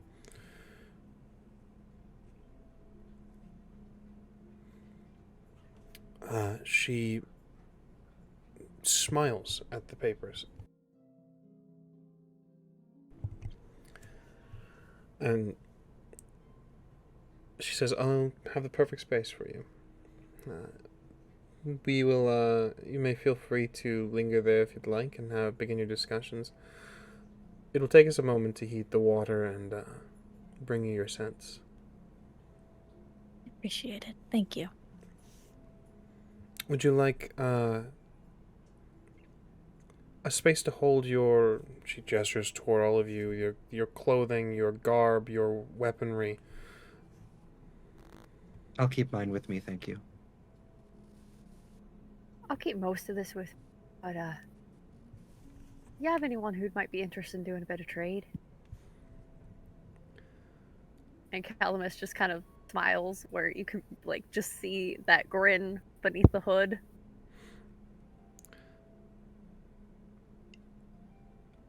Let me make a roll here, Relg.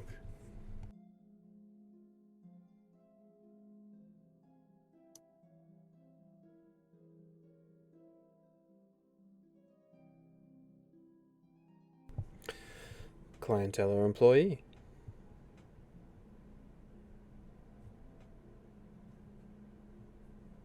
Probably clientele. I heard that one of our companions might owe Bitcoin. We'll send someone your way whenever, we'll alert you of, their schedule opening up. But we'd like to give you your time, of course, to bathe, to have your privacy. It seems that is quite important to you. We'll, give you a knock. Thank you very much. Come, this way. And she guides you toward a private bathing space. The space that she leads you, you can see down the hall there are rooms and spaces so as not to bathe, more of a sleeping arrangements, we'll call them. She takes you down a separate hallway that allow for more, it's more of a descent as the slope of the stonework floor begins to, you can almost feel it as you are descending beneath the brothel itself. It does get a bit muggy as the hot water provides humidity and moisture. The aesthetic of this place never changes, though. It is white with the gold paint, as well as adorned with various bits of decoration and statue. as you move, you can see there are those that required less private spaces. So into the entryway of their baths, they have merely but a curtain, one that does not even descend past the halfway to the door's threshold. Others are flung them open entirely, and you can see are enjoying themselves quite a lot, be it either a private bath or a communal. At the end, you can of course see an open, large space. This large open oval, filled with hot water, constantly being poured. There are a number of employees and clients here, enjoying their time, making conversation, and making merry, having wine, all these things. Off to the side, there is several other bathing spaces that do have doors attached. They are not wooden. It seems like they might be metal or stone, something a bit heavier, something that won't be affected too terribly much by the moisture down here. She leads you to one of these spaces, and there is a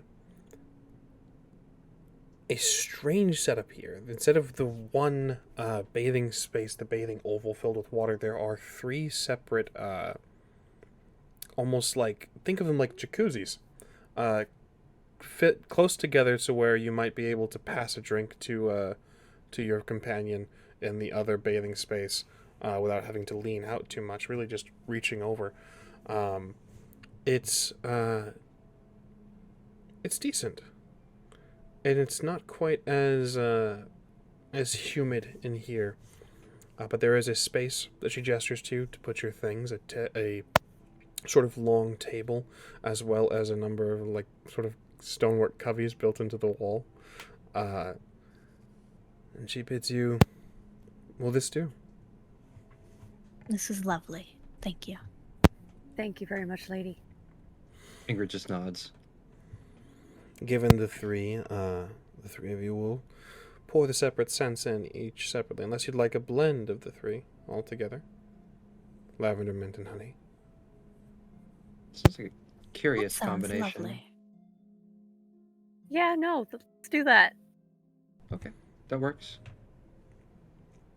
We'll get to work.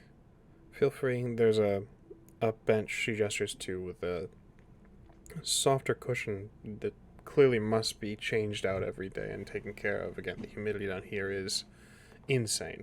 But she closes the door behind.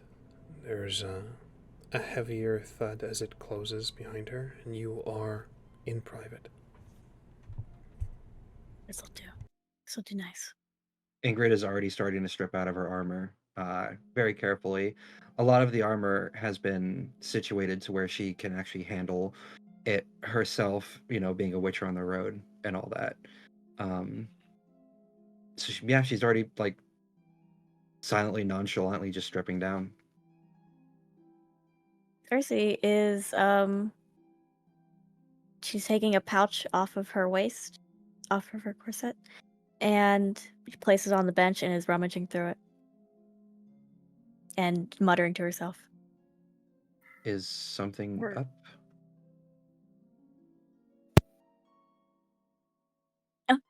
Um,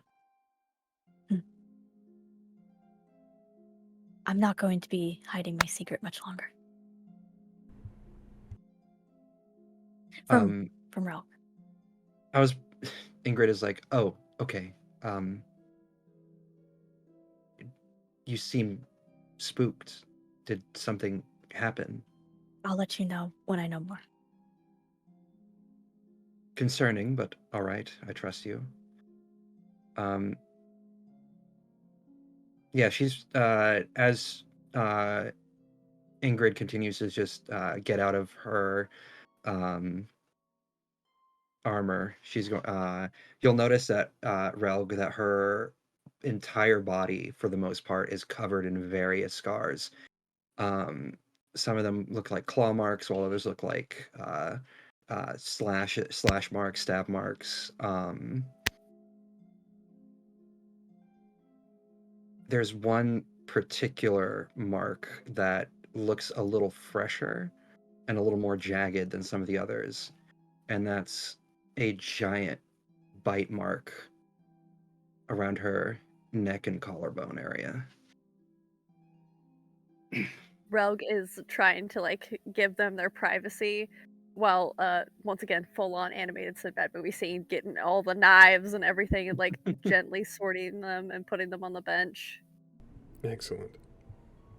Looks like being Witcher. As tough a job as I have. Or Every profession has their positives and negatives. Do I come into contact with death more often than not? It seems so, but it is a life. And it protects people. noble cause. I'm so sorry I did not catch that. Noble cause. Ingrid opens her mouth to say something to that. It looks like she was about to say something against what you just said, but she decides to keep quiet. She pays very careful, like the armor she just kind of like places down, but like she pays extra respect to both of her swords as she carefully places them down.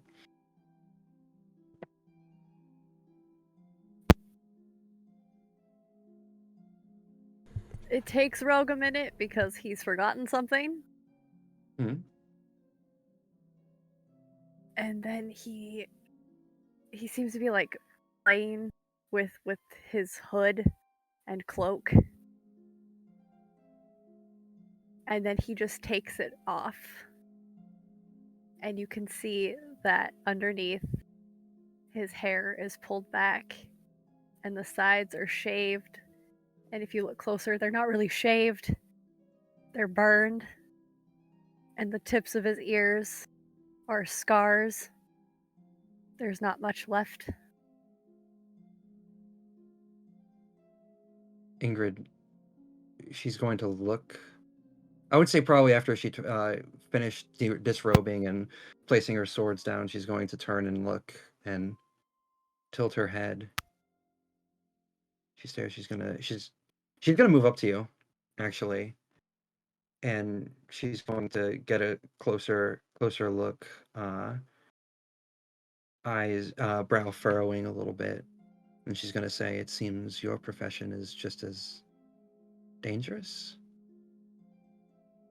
And she's going to tentatively reach up a hand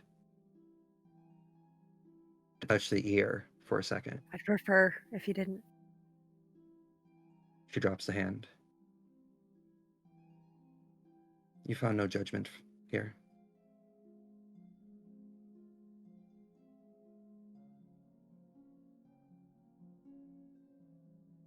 Good.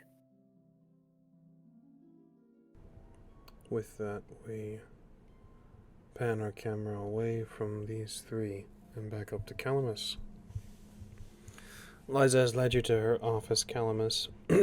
It is a simple affair, likely because she does not spend a lot of time here.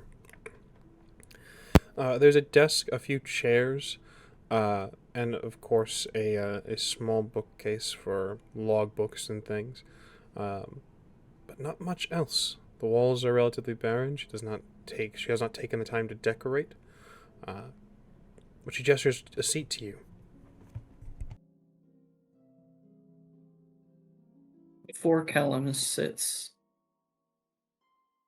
they'll just take a moment, just say, dropping the normal flourished accent they have. The madam of this establishment being one of the few people who's probably heard his raw voice. Just, I am extremely sorry about the way I left last time. I was young. I was unaccustomed to the way these things work. I was in over my head. Calamus. And I made a poor decision, but I'm hoping that the gift that I've brought for you will make ledgers clean. And you don't have to call me Calamus. You know my name is Lloyd, please. And he'll take a seat.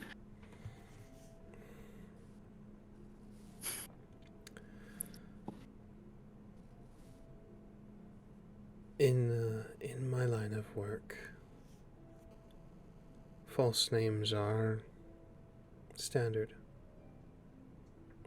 You've chosen a name. I'll regard you however you wish.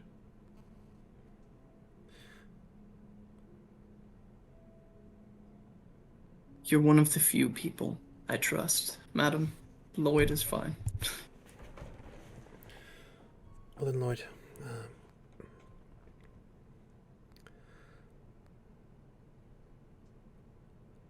you, if you think you're the only or the first boy to run off after skirting out of payment, you'd be dead wrong.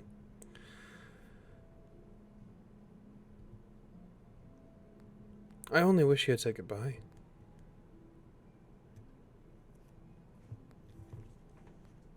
Hopefully this can serve as a better hello. Are you still having a bit of pushback from the Vangelbloods? Every day. We're far too close to their estate for them to have any true comfort in their home, it seems. Almas will reach in their pouch and pull out the wax pressing of their house seal and slide it across the desk. Perhaps making some embarrassing correspondence and distributing knowledge of it amidst the public might divert their attention. She smiles. Learned a thing or two in your time away. There are only so many Redanian ladies you can spurn while betting their husbands and find any amount of ignorance to the way the world works as comfort. A man of quality would avoid chasing women with husbands, Lloyd. I find wives often have a similar amount of problems attached. But perhaps you're right. That nobility isn't a good look on me. But they are a good look on top of me. She smiles. I have some wine in the bottom drawer of the desk. Would you like some? I am parched. She goes over to her desk, takes a seat, and begins to pull out the bottle. It is unlabeled. It is in a sort of green bottle. It is still wax sealed with a cork. And she cracks it. It pops as it exits. It's almost as if there's some sort of gas that has been built up. It's a strange affair. She pours. It's a red wine. It smells sweet, but almost as if there's a hint of spice to it, Calamus. You know, they say that red wine, specifically spiced red wine, is good for covering up the taste of a poison. You don't have any ill intent left towards me, do you? Please. You saw me take the wax off myself. If you'd like me to taste it first, I absolutely can. And she snatches the glass from your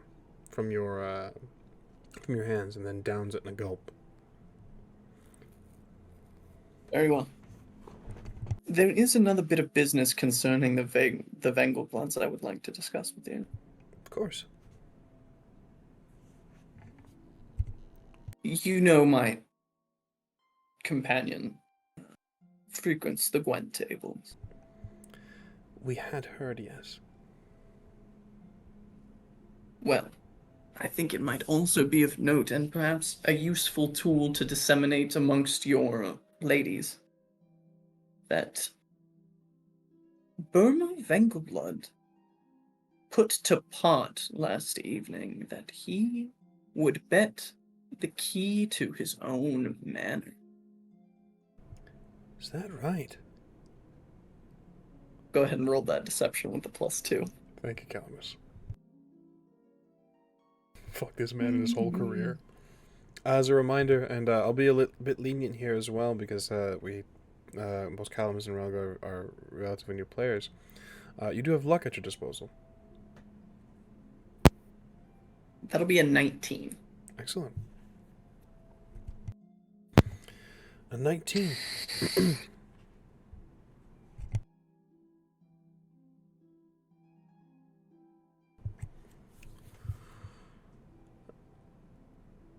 Is that right? Yes. I saw it with my own two eyes. I could hardly believe it when I saw him lay the key on the table. Well, that is quite a pot, then.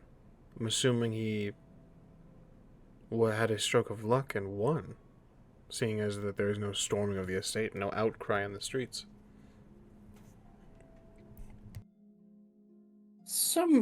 The untrained eye would call it a hand of luck, but my associate and I both have reason to believe that he manufactured his own luck. A cheat as well as a gambler. Never could get a taste for the Vegelbots.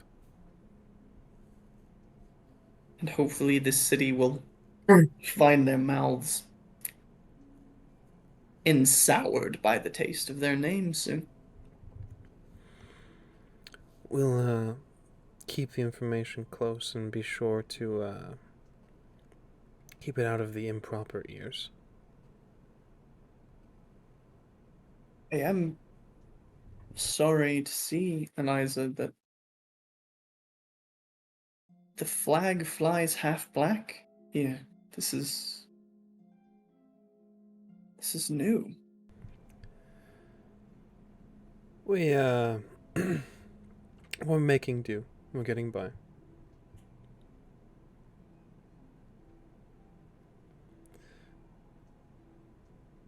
Are you truly? As best we can. In fact, we will be able to fund ourselves for a number of months more. We had a visitor stop in. Oh? Requesting information, much as travelers are wont to do. Best information is found on the lips of drunkards in taverns and the whispered from the ears of whores, as they say. Hear, hear. The individual is looking for somebody. At least his employer is. Some rumor didn't have to do with that estate north of the Vegelbots, I believe.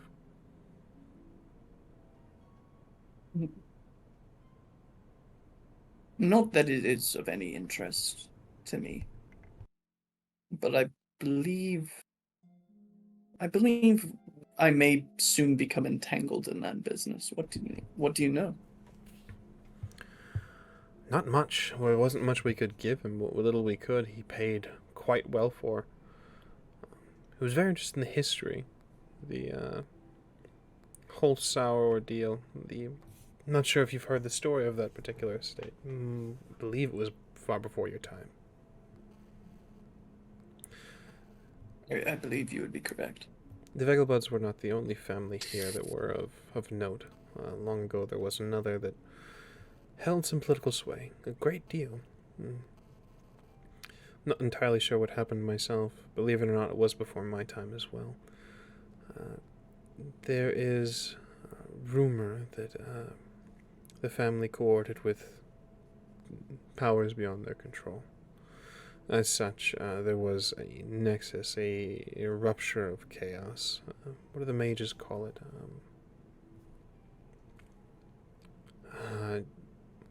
Necromancy. There was a spew of spirits and ghosts. It shamed the whole family. Not entirely sure what happened to them, but this individual, this traveler, seemed quite interested in the story and wanted to know if there were any surviving members.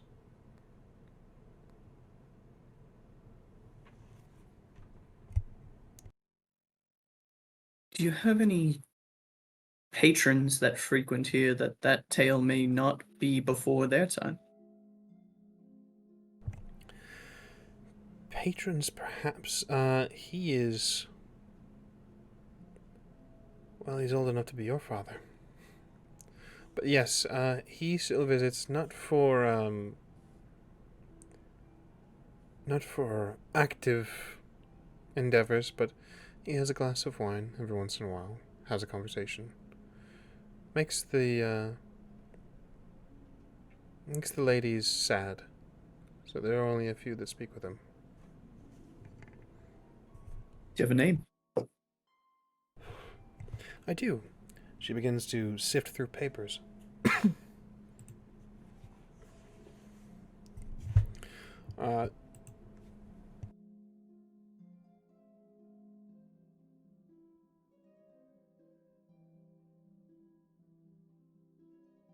Apologies, as I sift through papers.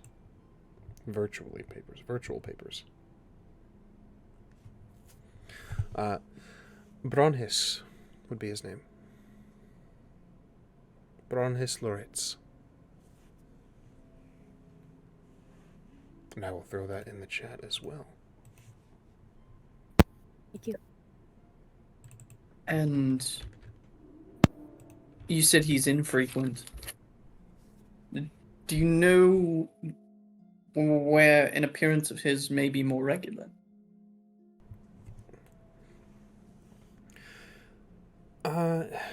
If I'm not mistaken, he's known when not drinking here. He's known to play cards. One of the taverns, I believe one of the old ones, the Ox something, the Ivory Ox, I believe.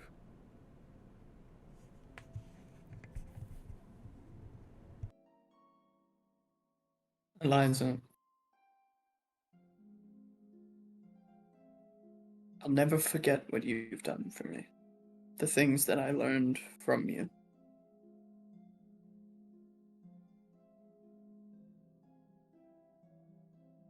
I know things are changing. I know there's dark cloud on the horizon, a black cloud driving north.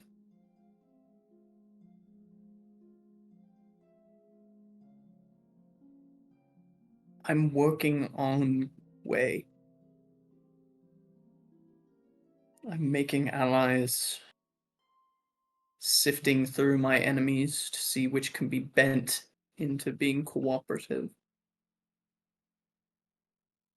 I know there are many folk of many heritages that work here that are unsafe under Nilfgaardian rule.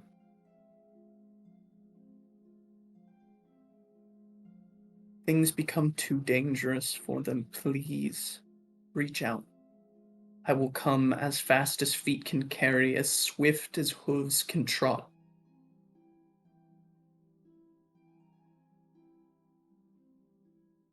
All lives are worthy. There are safe places. We just have to have the courage to ask for help. Oh, my dear Lloyd.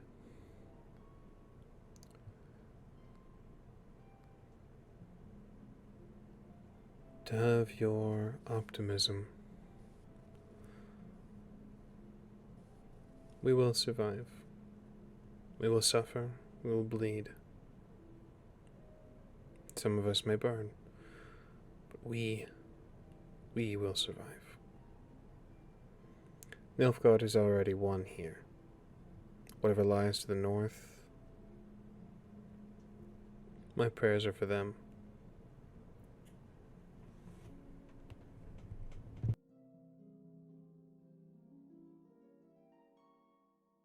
I understand.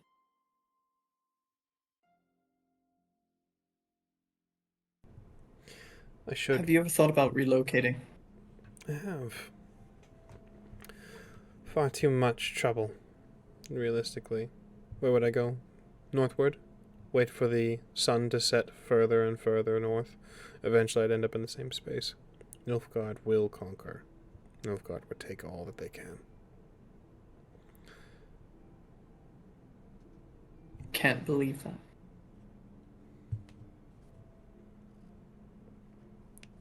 I refuse to think that there will be a day when the black sun flies over the continent.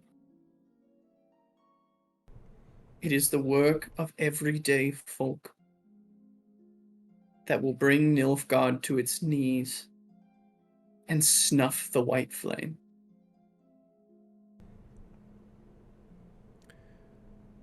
Those that do that work will always have a home here. If they need a home elsewhere, all you need is ask me.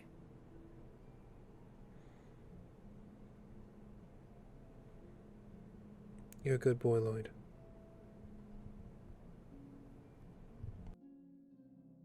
Try. People like you make me try. He'll just gently pat her hand, finish his wine. I should attend to my companions. There is another matter I wish to speak with you about before you leave. Don't run off in a hurry. Of course. She, rises from her chair, walks around to you, and grips your hand.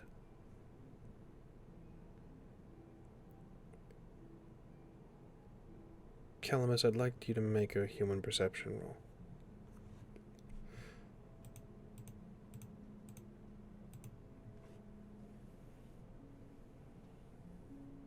"21. 21. There is something she wants to discuss with you, and it's on the tip of her tongue, but you can see she doesn't feel like now is the time. She's hesitating, and perhaps it's because it's dire, perhaps it's because it's will bring the mood of this reunion down even further. She wants you to take time, relax before she dumps more on your plate, but there is something of great import that she wishes to discuss. Is this something that perhaps the skill of a witcher may be needed?" Perhaps. It's hard to tell. It's just rumors. But it's nothing to do with me or Nilfgaard or... I don't imagine any of your friends. A deeper shadow, then. One that's over you, Lloyd. As you say. And Calamus will reach into one of their pockets and pull out a small vial that is labeled as a party favor. He'll put it on the desk. I've been playing with new toys since the last time. This is a potent hallucinogen. Should be enough to cover an escape. Should be enough to get rid of a problem, patron, what have you. Consider it a gift between friends. She nods. We will, I'll keep it safe, and if needed, I'm sure that when diluted it will still be potent enough to spread into the humidity, into the mist downstairs. Shall we complete the show then? And Calamus tops off his glass and hands it to her, waiting for it to be splashed in his face, holding his arms out. She smiles, and then takes a swig from the glass, splashing it into your face. You are doused now in wine, Calamus. As it hits your lips again, it tastes sweet. It has a little bit of a spiced wine to it. It doesn't burn or anything like that. It's just a cool liquid that will stick if you don't get bathed very soon. And she hands you the rest of the bottle. Go rejoin your friends. Calamus will stand and take a swig from the bottle. Nary was there ever a woman like you would grace the face of the continentalizer. And he'll stumble out of the door of her office, making a scene. You've positively drenched me, madam. I believe accounts have been settled. Well, then we are even then. Go find your friends and make your business short. And he'll just make a show of shrugging her off and head down into the bowels of the establishment. I can see a number of the employees here sort of snicker, give a little bit of a giggle. Others call out, "All is forgiven then, Calamus." You can see a joy that you are welcome back at the very least. As forgiveness comes in the baptism of the fermented grape, my friends. Outstanding. You go to rejoin your friends, who have already readied themselves and prepared for what will likely be a heavy conversation. And as much as it normally cliffhanger endings don't pain me so, but this is where we will end today's session of Ways of Old, as much as it pains me to say. Thank you all for playing. There are things to be revealed and things to be discussed, and I look forward to seeing what they come up with next session, next Monday. We'll go around the table, of course, and do some lovely promotions. So, let's start with Ingrid of Sintra, if you kindly. Hello, everybody. I'm Azure. You can find me over at theazurebutterfly.ttv and at the Azure Butterfly on Blue Sky and the Azure Butter 1 everywhere else. I am playing Ingrid of Sintra, of course, and you can also find me here on Thursdays at 4 p.m. Eastern Standard Time for my Azure Storytelling Studio. Right now, we are talking about going through and discussing the storytelling within the combined stories between Resident Evil 7 and Resident Evil 8. And I'm also the creative director over at Rolling Nomads. There's that. Indeed you are. Excellent. Love to hear it. The Thursday Azure's Horror Studio has Azure's Horror has evolved into it's ass. It's ass. Has evolved into something more, and we're very glad to see it and very eager to see what comes from it.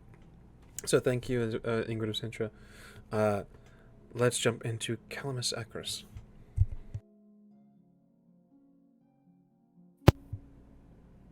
Did you hear that? Was I muted the entire just a little time? bit. No, you're good. Our internet cut. Avery, do the outro thing. Wonderful. Well, thank you all for being here. As it has been said, I am Avery. Tonight I have had the premier honor of portraying Calamus Acris, or as he is now known by the singular Madam of the Blushing Swan, Lloyd. You can find me on all platforms at Golden Gwydion. 5 bonus trivia points if you can name that reference. And I will be here with the Witcher Ways of Old on Mondays. Soon coming up, as I alluded to our last Monday, I will be telling a story of vampires amidst the dark ages of time in Transylvania. It's a World of Darkness 20 vampire game. That's me. Thank you all for being here, and I hope to see you next Monday. Absolutely, and thank you so much for taking up the reins of ST and joining us over here on the Nomads. Next up, Cersei Aveline, if you kindly. I'm Luna, or Druid by Night. You can find me at Druid by Night on Twitch and Twitter and TikTok and Blue Sky. I'm also the social media director here at the Rolling Nomad, so that's cool. And I've been Cersei, and I will soon also be participating in said Transylvania Beckons, which I'm very excited for. Indeed, you will. I'm sure. Judging from the chat, everything is going perfectly fine, even just in the intro and the prologue scenes, and I'm sure everything is going very well. Oh yeah. I mean, you want me 7 to sing the hours. nursery rhyme? I don't Just like to it. make sure to get the tone. my sleep paralysis demon has new voice lines. Very cool. And of course, Downloadable content. Yeah, new DLC for the demons. If you'd kindly, last but not least, of course, Rogue. Hi. Today I, as portrayed Relg, who definitely is prepared for next Monday for that conversation. I'm as I was on the social media platforms I'm a part of because I think I'm funny. And you can find me here Mondays for Ways of Old. And I'm also participating in the Transylvania Reckons Chronicle, and I'm very excited about that. It's going to be such a good time. So thank you all for coming and hanging out with us and actually watching the stream. Like it's always so much fun to be here. Thank you. It took me a second to find the Figma Collective's Twitch, but that is also shouted out into the Twitchosphere and the chat as well. I always forget the underscores. But yes, we found our dear friends over at the Figma Collective, and we're very glad to have them as part of the Nomads as well. As well, Transylvania Beckons will be coming up very soon. Promotional material soon to drop once we get things finalized, and that will premiere this month during Spooky Month. I see no better time of month to premiere a Dark Ages Chronicle. I didn't get to say, but I'm also in the game, by the way. Yes, you are. There's going to be, I think this is the crew plus one Edge the Nomad. Very much looking forward to it. I have no. Yeah, we're good. Hello. We're done here. Thank you so much for joining. We of course been the Rolling Nomads. You can find us over on Twitter. Best way to keep up to date with us. For cancellations, new programming, or things like today with late starts, is @_Rolling Nomad. That's where we announce all these things and keep everyone up to date. That is also where you'll see the promotional material for Transylvania Beckons and the new programming that comes up for the channel. That's us in a handbasket, and I must again appreciate each and every one of you who has stuck around for the show. And of course, those of you who played, we really appreciate it. Thank you guys so much for playing. It's been an absolute joy. Thank you for running it. Yeah, thank you for running it. Ramos, who This, I don't think you did Yeah. your thing again. Oh, I'm your Ramos. spiel, who you are. I'm at Ramos the Nomad You. everywhere. I do this all the time. I'm at Ramos the Nomad everywhere. TikTok, Twitter, Twitch. That's where you find me. As is tradition, I am reviving my TikTok for the month of October to do Wadtober, or Month of Darkness, however you want to call it, because that just seems to be the only time I post consistently. Am I late? I only just learned about that today. Yeah, am I late by 2 days already? Absolutely. Will I catch up? We'll see. So yeah, at Ramos the Nomad everywhere. Stick around to find out. Yeah, but that's us in a handbasket. We really appreciate you, and we will see you next time. Same time, same place, same heroes. We'll see you then.